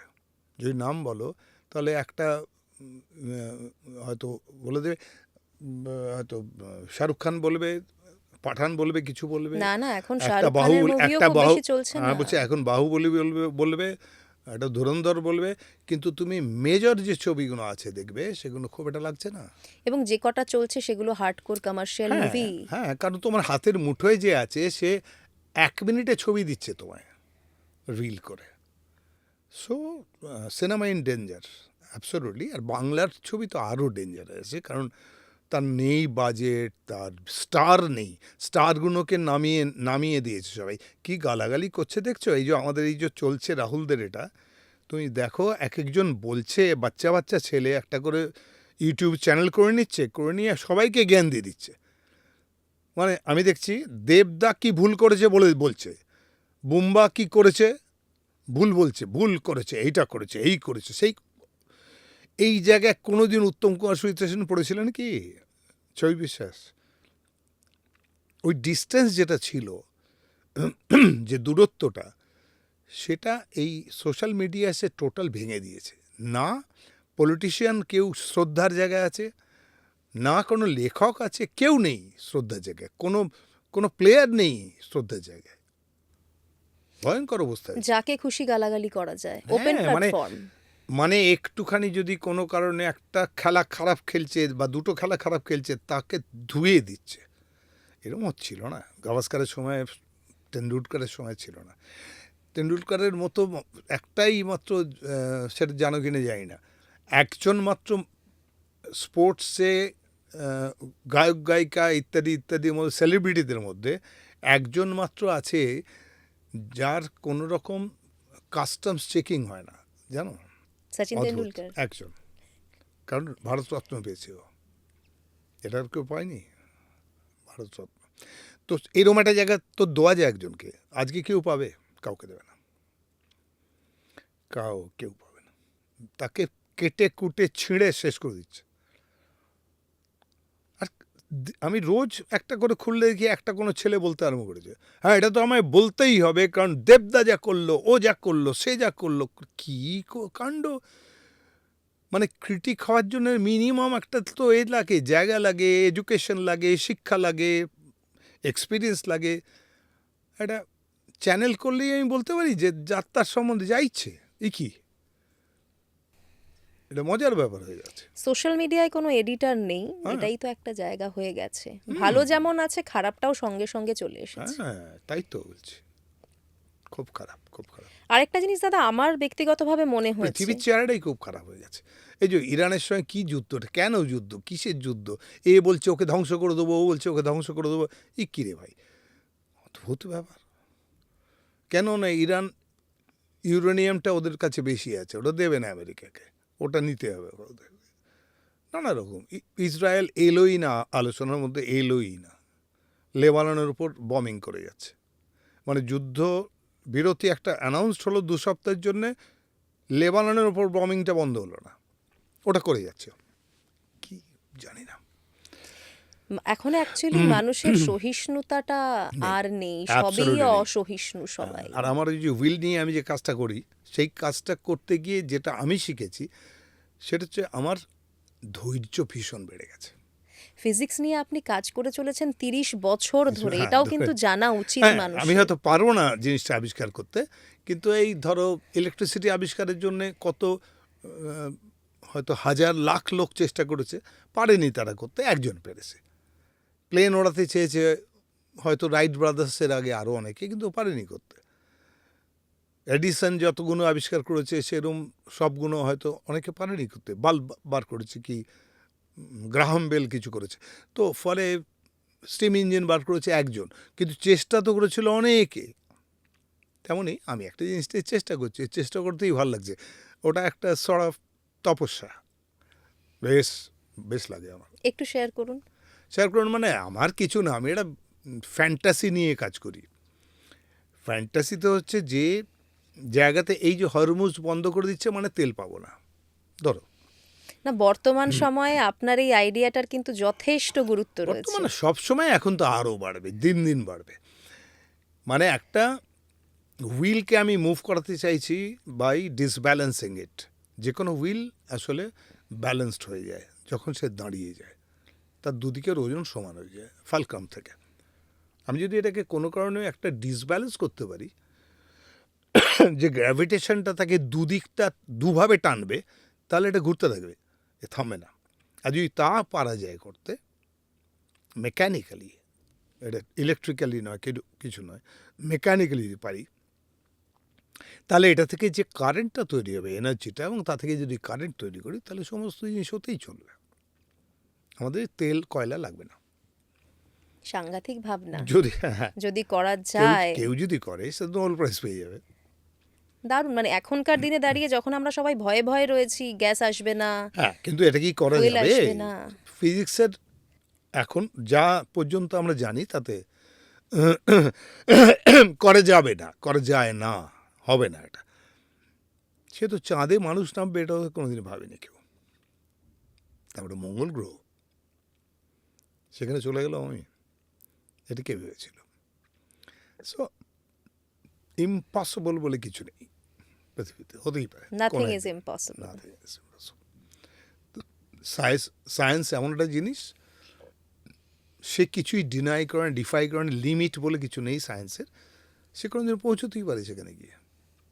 আকাশের বিদ্যুৎ যদি আমরা এখানে ঘরে এনে লাইট জ্বেলে দিতে পারি, তাকে ধরে ফেলতে পারি, তাহলে সব পারি করতে আমরা, এটা আমার বিশ্বাস। আমি পারবো না, কিন্তু চেষ্টা করতে দোষ কি? মন্দিরের পথে তো হাঁটবো, মন্দির না পৌঁছতে পারি আমি, রাস্তাটা তো মন্দিরের হতে হবে। দাদা, আপনি সায়েন্স নিয়ে এতটা পাগল, সেখানে আপনার মাথায় নিশ্চয়ই বাংলায় সায়েন্স ফিকশন তৈরির কথাও এসেছে। হ্যাঁ, নিশ্চয়ই এসছে। আসলে রেস্ট্রিকশন হচ্ছে আমাদের বাজেট, আর এখন হচ্ছে হল, এই দুটো জিনিস খুব প্রবলেম আছে। তবে খুব কম টাকায় যদি বানানো যায় তাহলে নিশ্চয়ই ভালো হবে, তাহলে বানানো যেতে পারে। তার মানে এরম একটা বিশাল ব্রেন দরকার হবে, মানে মানিকদার মতো একটা বিশাল প্রতিভা দরকার হবে, যিনি এটা ভাবতে পারেন। মানিকদা তো ভেবেও ছিলেন, তার অবতার বলে যেটা ছবিটার কথা ভেবেছিলেন। প্রথমে মার্লন ব্র্যান্ডোকে নিয়ে করবেন ভেবেছিলেন, তারপরে পরে আলটিমেটলি পিটার সেলেসকে নিয়ে করবেন ভেবেছিলেন, কিন্তু করতে পারেননি ছবিটা। কিন্তু তার স্ক্রিপ্টটা ছিল মেট্রো গোল্ডউইন ম্যানের কাছে, এবং পরে যখন স্পিলবার্গ ছবি করে, তখন দেখা যায় তার মধ্যে মানিকদার ক্যারেক্টার ঢুকে গেছে কিছু কিছু। এটা মানিকদা আফসোসও করেছিলেন যে এই আইডিয়াটা আমার আইডিয়া থেকে নিয়েছে। যাই হোক, সে তো একটা যুগ গেছে, কিন্তু সেরকম কোনো ব্রেন এলে বানাতে পারবে। আমার একটা আইডিয়া ছিল যেটা হলে ভালোই হতো, একটা সায়েন্স ফিকশন হতে পারতো কম বাজেটে। মানে একটা সাধারণ ছেলে, তার কিছু হচ্ছে না, গ্র্যাজুয়েশন করেছে, সাধারণ ফ্যামিলি, নর্থ ক্যালকাটার বাড়ি, সেইখানে সে কিছুই খুঁজে পাচ্ছে না। তারপরে সে কী করলো, টেলিভিশন সারানোর চেষ্টা করলো। টেলিভিশন বা ওই ধরনের কিছু যদি হয়, একটা ইলেকট্রনিক কিছু সারায় হতো। তো সে সারায়, কিছু টাকা দোকানটা থেকে বলে এটা নিয়ে যাও, তার নাম এটা কিছু হবে আর কি, কমল এটা নিয়ে যাও, এটা এসছে এই টিভিটা, দেখো সারাতে পারো যদি, নিয়ে যায় সারায়, আবার দিয়ে দেয়, কিছু টাকা পায়। মা আছে, বোন আছে, বোনের আবার একটা স্কুলের বান্ধবী আছে, খুব সুন্দর দেখতে। এই ছেলেটা তার দিকে নজর আছে, কিন্তু ওর যা অবস্থা, কন্ডিশন, চাকরি বাকরি নিয়ে কিছু নেই। আর ওই একটা ঘরের মধ্যে একটা টেবিল ল্যাম্প জেলে বসে কী সব খুটখুট করে একটু সারায় পারে, যা রোজগার যেটুকু হয়, সামান্য রোজগার। কিন্তু ইচ্ছে তো আছে যে মেয়েটা একদিন ওর সঙ্গে একটুখানি বসবে, কথা বলবে। এমনি তো দাদা দাদা বলে কথা বলে, খুব মিষ্টি, ঠিক আছে। কিন্তু আলটিমেট পরিণতির দিকে ওর অনেক স্বপ্ন দেখে, লুকিয়ে লুকিয়ে মেয়েটা এলে একটু দেখেও আসে, বোনের সঙ্গে গল্প করছে, কিন্তু সেটা সম্ভব নয় মনে হওয়ার। কী করে সম্ভব হবে? এরকম সময় একটা টেলিভিশন পেলো ওই দোকানটা থেকে। তারা বললে এটা অদ্ভুত ব্যাপারে, রিমোটে দেখো এখানে একটা এরকম একটা আছে, বাটন আছে, একটা রেড মতো বাটন আছে, ওটার কোনো কাজ নেই, এটা টিভির কিছু লেখা নেই, তাতে কিছু নেই। এই রিমোটটা নিয়ে যাও, ওটা নিয়ে যাও, দেখো তুমি সারাতে পারো, চলে না এটা। তো নিয়ে এসছে, কিছুই পারবে না হয়তো করতে, কোন মেক লেখা নেই টিভিটাতে, মানে এই কোম্পানি ওই কোম্পানি কিছু, সোনোডাইন নাকি ফিলিপস, ব্র্যান্ডটা নেই। ব্র্যান্ড নেই। তো টেবিলের ওপর এক গাদা জিনিসপত্র, ওই মানে ঝালাই করার যন্ত্রপাতি, অমুক তমুক সব নিয়ে একটা ঘরে এরকম করা, অন্ধকার অন্ধকার ঘর, টেবিল ল্যাম্প আছে, ওখানে বসে কাজ করে রেখে দিয়েছে ওটা। একদিন ঘটনা চক্রে হয়েছে কি, লোডশেডিং হয়ে গেছে, দুম করে ওটা কাজ করছিল, লোডশেডিং হয়ে গেছে, সব অন্ধকার হয়ে গেছে। হঠাৎ থেকে টিভিটা চলতে আরম্ভ করেছে। কী করে চললো টিভিটা, চলছে কি? তারপরে ভালো করে দেখলো, আর টিভির তো প্লাগটাই লাগানো নেই, মানে ইলেকট্রিক লাইনে লাগানো নেই প্লাগ, এবং লোডশেডিং, তার মানে থাকলেও কিছু কাজ হচ্ছে না। খুলে ফেললো ওটা, দেখলো মানে লাগানো হয়তো ছিল, খুলে ফেললো, কিন্তু টিভিতে ছবি আসছে। হঠাৎ দেখছে ছবিটা আসছে পরিষ্কার, চিনতে পারছে জায়গাটা, ওদের ওখানেই স্টেশনের পাশে যে বাজার মতো আছে, ওইখানকার ছবি একটা আসছে। তাই দেখছে মানে একটা অদ্ভুত ব্যাপার, সমস্ত ফ্রিজ হয়ে আছে, পুরো বাজারটা ফ্রিজ। একটা লোক যাচ্ছিল এরম, একটা অমুক কুকুর এরম করে যাচ্ছে, ওই হচ্ছে সেই হচ্ছে, ওই ওপর থেকে এটা স্টেয়ার্সটা দিয়ে স্টেশনের ওপর থেকে, ব্রিজ থেকে নামছে, সেই লোকগুলো ওখানে আটকে গেছে, সব আটকে আছে। একটা কল থেকে জল পড়ছে, সে জলটা অর্ধেক আটকে আছে, ফ্রিজ শর্ট, সময় থেমে গেছে। সময় থেমে গেছে, ফ্রিজ শর্ট। ওর মাথায় এলো লোডশেডিং, ফ্রিজ শর্ট। একটা লোক ওইখানে একটা সাংঘাতিক বড় রড নিয়ে আরেকটা লোকের মাথায় মারছে, সেটা ফ্রিজ হয়ে আছে। লোকটা এইখানে এরম করেছে, এইখানে এসছে। ও যখন চিনতে পারলো দোকানের নামটা দেখে, কি মনে করে বাইরে বেরিয়ে চট করে চটি পড়ে দৌড়েছে, কাছেই দৌড়ে গিয়ে দেখছে পুরো ফ্রিজ হয়ে আছে অঞ্চলটাই, ওই জায়গাটা। এমনি তো লোডশেডিং, অন্ধকারে দৌড়েছে, ও পাড়াই তো অন্ধকার। সেখানে পৌঁছে ওই লোকটাকে দেখলো এরকম করে আছে, ওর যা দেখে এসছে টিভিতে তাই। তো ওর হাত থেকে ওই রডটাকে টেনে বার করে ফেলে দিয়েছে। যেই ফেলেছে সেই মুহূর্তে ধাপ করে আলো জ্বলে উঠেছে, কারেন্ট এসে গেছে, সব অন্য উঠতে আরম্ভ করেছে। যে লোকটা এরম ছিল, নিয়ে নিয়েছে রড, সে এরম করেছে, সবই অবাক। ওই লোকটা দৌড় মেরেছে যাকে মারছিল, ও পুরোটা দেখছে নর্মাল। বাড়ি ফিরল, টিভি অফ, আবার টিভি প্লাগে লাগালো, অমুক করলো তমুক করলো, আলো জ্বলছে, ওরা আবার টেবিল ল্যাম্প জ্বলতে আরম্ভ করেছে। টিভি চলে না। কিছুতেই বুঝতে পারছে না এটা কি করে সম্ভব হলো। ও ওয়েট করছে লোডশেডিং হলে কি হয়, আবার রিপিট হয় কিনা। রিপিট হয় কিনা। আরেকটা জিনিস লক্ষ্য করলো, ওই যে রেড সুইচটা ছিল রিমোটটায়, রেড সুইচটাতে গ্লো করছিল লাইট ওই সময়। এবার লোডশেডিং হয়েছে, আরেকটা সিকোয়েন্স ওরম ওরম একটা জায়গায় দেখছে ও। এবার দেখছি রেড সুইচটা ওখানে আছে, ওটা টিপতে অফ হয়ে গেল, টিভি অফ হয়ে গেল।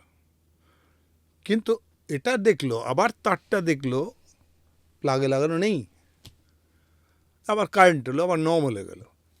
ওই সিনটাতে এরকম কোনো ঘটনা ঘটছিল না। এরপরে যখনই লোডশেডিং হয় একটা কিছু সিকোয়েন্স আসে, বা যেটা দেখেছিল সেটাতে ওর যাওয়া সম্ভব না, একজনকে রিভলভার মাথায় ধরে একটা কারখানা, ওখানে লোকাল কারখানায় কিছু একটা সই করাচ্ছে, ইউনিয়ন লিডার কাউকে রিভলভার ধরে আছে ভেতরে, বাইরে ভিড় আছে এরকম একটা জায়গায় চেহারা, ওরা জানে না কী হচ্ছে, সে পেনটা ধরে আছে, ওই লোকটা রিভলভার ধরে আছে, কিছু লেখাতে যাচ্ছে। একটা মেয়েকে কেউ ধরে নিয়ে যাচ্ছে, সেই অবস্থা ফ্রিজ হয়েছে। এরম সব ঘটনা একটা করে হচ্ছে, যেটাও পাচ্ছে যেতে সেটা পৌঁছচ্ছে, শুনেছে দুজনকে দুদিকে সরিয়ে দিচ্ছে, কিছু একটা জিনিস নিয়ে নিচ্ছে, রিভলভার হাত থেকে নিয়ে নিচ্ছে, কিছু একটা ফেলে দিচ্ছে, তারপরে আবার নর্মাল হচ্ছে, রিভলভার নেই। বাঁচাতে আরম্ভ করলো সবাইকে, এবং ইট স্টার্টেড হ্যাপেনিং। ওর খুব মজা লাগতে আরম্ভ করলো। ও কিছু বন্ধুকে এনে, দুটো বন্ধু আছে তাদের দিয়ে এনে দেখালো ওটা। তারা অবাক হয়ে গেল, ওদের হেল্প নিতে আরম্ভ করলো। তুই চলে যা ওইটাতে, ওখানে চলে যা, বা ফোন করে বলে দিল কিছু করেছে, ওকে রেডি থাকে। তো যদি এরকম হয় লোডশেডিং হয়েছে, তারপরে বললো, ওকে বলে দিয়েছিল লোডশেডিং হলে বেরোবি, বেরিয়ে দেখবি এরকম। ওইগুলো কমিউনিকেট করলো, মানে ও হেল্প করে, ওর সঙ্গে যাচ্ছে, কিছু করছে, করে জিনিসটা করছে। আর মজা লাগবে দেখতে না, একটা ঘুড়ি আটকে গেছে, একটা প্লেন যেতে যাচ্ছিলো আটকে আছে, জলটা পড়ছিল, সে রাস্তার উপরে একটা লোক যাচ্ছিল, ওদের গাড়ি যাচ্ছে, পাড়া উঠে আছে, হ্যাঁ, একজন জাম্প করেছিল, দাঁড়িয়ে গেছে, ফ্রিজ হয়ে গেলে যেটা হবে। হ্যাঁ, মানে দেখতে খুব মজা লাগবে, মানে ফ্রিজ শটে রাস্তাঘাট কিরম হচ্ছে। এই মোমেন্টেও একটা পেলো, চিঠি পেলো, যে মেয়েটার বিয়ে ঠিক হয়ে গেছে, তার কার্ড এসছে। ওকে যেতে খুব করে মেয়েটা বললো, ও গেল না বিয়েতে, তো মন ভেঙে গেছে পুরো। জামাই বিয়ে হলো, ওর বাড়িতে এলো, ইতিমধ্যে এগুলো চলছে, একটা একটা ঘটনা মাঝে মাঝে হচ্ছে, যখন লোডশেডিং তো রেগুলার হয় না, মাঝে মাঝে হচ্ছে। ইতিমধ্যে ওর খবরটা পৌঁছেছে মিনিস্টারের কাছে, মিনিস্টার অ্যারেঞ্জমেন্ট করেছে, ওর সঙ্গে দেখা করেছে, করেই যাবার, মানে জিনিসগুলো যে হচ্ছে বুঝতে পারছে না, একজন রিভলভার নিয়ে নিয়েছে, বেঁচে গেছে, অমুক হয়েছে, রিপোর্টিং আরম্ভ হলো, রিপোর্টাররা কাউচ চাপতে আরম্ভ করলো, এরকম একটা কিছু টেলিভিশনে দেখাতে আরম্ভ করলো, যে এরকম একটা কিছু ঘটছে। তারপরে জানা গেল কে করছে, মানে ওটা লিক হয়ে গেল। তো ওকে নিয়ে গেল, নিয়ে গিয়ে বললে তুমি আমাদের সঙ্গে থাকবে, এরকম আমরা কিছু কাজ করব, আমাদের পার্টির সঙ্গে থাকতে হবে তোমাকে, এরকম। সেটাও রাজি হয়ে গেছে, তাহলে রোজগার হবে, টাকা পাবে, একটা টাকার অ্যারেঞ্জমেন্ট হয়ে যাচ্ছে।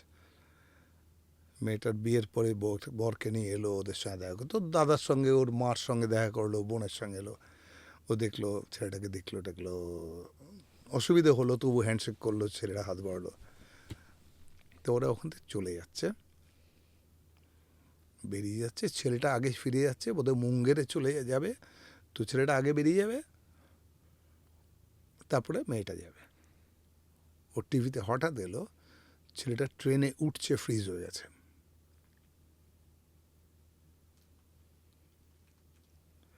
ও ইচ্ছে করলে পারত স্টেশনে পৌঁছতে, মেয়েটা দাঁড়িয়ে আছে, ওকে সি অফ করতে এসছে, বাড়ির লোকেরাও দুজন দাঁড়িয়ে আছে। ঠিক ট্রেনে ওটার একটা পা দিয়েছে, আর একটা পা ফাঁকে, সম্ভবত চলন্ত ট্রেনটা, বোঝা যাচ্ছে ট্রেনটা যাচ্ছিল সেরকমই অবস্থা।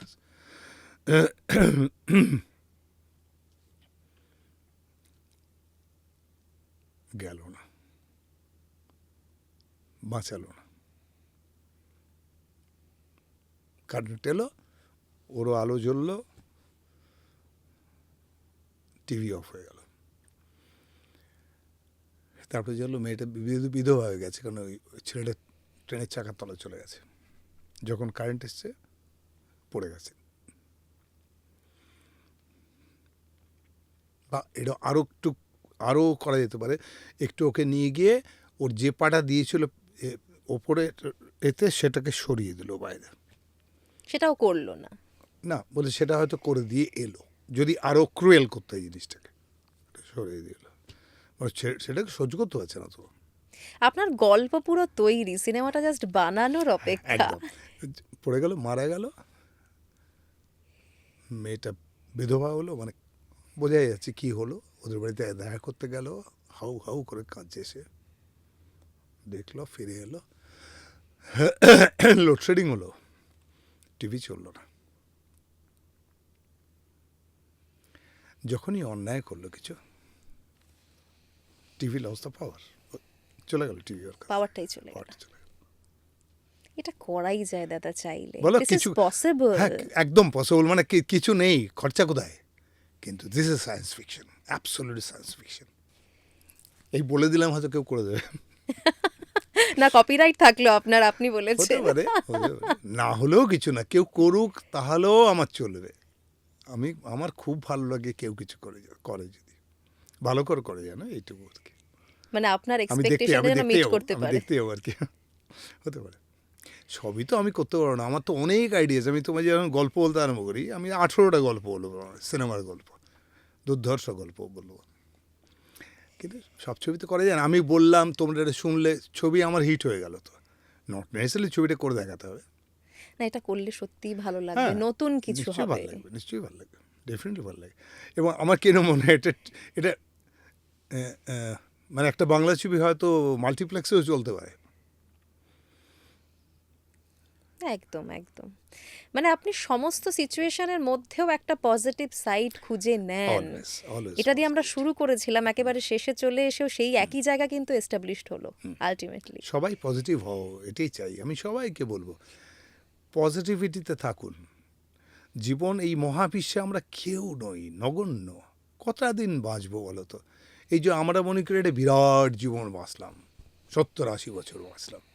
আসলে এটা মহাবিশ্বে, এই জাগতিক জগতে, এই ব্রহ্মাণ্ডে এটা কিছু না তো, নেগলিজিবল। আমি কে? বালির থেকেও ছোট কিছু একটা। কি এসে যায়? আমি কি করলাম, কি কন্ট্রিবিউশন রইল না রইল?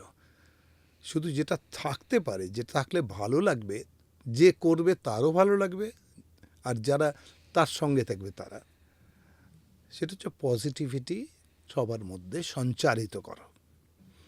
সবাইকে বাঁচতে সাহায্য করো, খুশি থাকতে সাহায্য করো। হ্যাপিনেস তো একটা অদ্ভুত জিনিস, তো অ্যাবস্ট্রাক্ট। এই হ্যাপিনেসটা দিতে বললাম, ওই যে লাউৎসের কথাটা বললাম, মানে কিছু চেয়েও না, না চেয়ে তোমার যা যা কর্তব্য করে যাও, দেখো তুমি পাবে। অন্য লোকে বলে না, না করলে অনেক কিছু পাবে। আমি অনেক কিছু বলছি না, তুমি যা পাবে সেটাই অনেক কিছু হবে তোমার জন্য, যথেষ্ট হবে তোমার জন্য। একেবারে। সেই জন্য আমি সিনেমা চাই না, ওটা চাই না, সেটা চাই না। ইভেন এই যে এতগুলো জিনিস আমি এখন রিলিজ করছি, যেগুলো জমিয়ে রেখেছি এত বছর ধরে, আমি আমার ছবি আঁকা, আমার গান শুনো, ভালো লাগবে, ভীষণ ভালো, রবীন্দ্র ভীষণ ভালো। শুনো। তো সেগুলো এখন লোককে একটু দিচ্ছি, ভালো লাগছে তাদের। খুব যে ভালো গাই তা তো না, আমি তো গায়ক নই, কিন্তু ভাল লাগছে লোকের। এমন গাইছে, এতটা গাইছে স্ট্যান্ডার্ড পর্যন্ত, যেটা ভাল লাগছে লোকের, এই আর কি। ভীষণ ভালো লাগলো দাদা আপনার সাথে কথা বলে। মানে স্টারডামের পেছনেও যে একটা মাটির মানুষ রয়েছে, সেটা জানতে পেরে আরো বেশি ভালো লাগলো। Thank you. Thank you so much হ্যাঁ, দাদা। তোমরা সবাই ভালো থেকো, সুন্দর থেকো, সুস্থ থেকো। সুস্থ থাকলেই সুন্দর থাকবে আর সুখী হবে। সুস্থতা প্রথম কাজ, যেটা আমাদের থাকতে হবে। অসুস্থ লোক কখনো খুশি থাকে না, মানে হ্যাপি থাকে না। হ্যাপি হতে গেলে প্রথম কাজে সুস্থ থাকো, কম খাও। আমি যেটা করি, আমি যা খেতে পারি তার হাফ খাই, অর্ধেক খাই, ব্যাস। বেসিক ফর্মুলা এটাই। একেবারে। খেয়ে লোক মরে, না খেয়ে মরে না কিন্তু। সুস্থ থাকুন দাদা, ভালো থাকুন, অনেক থ্যাংক ইউ, ধন্যবাদ। থ্যাংক ইউ, সবাইকে অনেক ধন্যবাদ।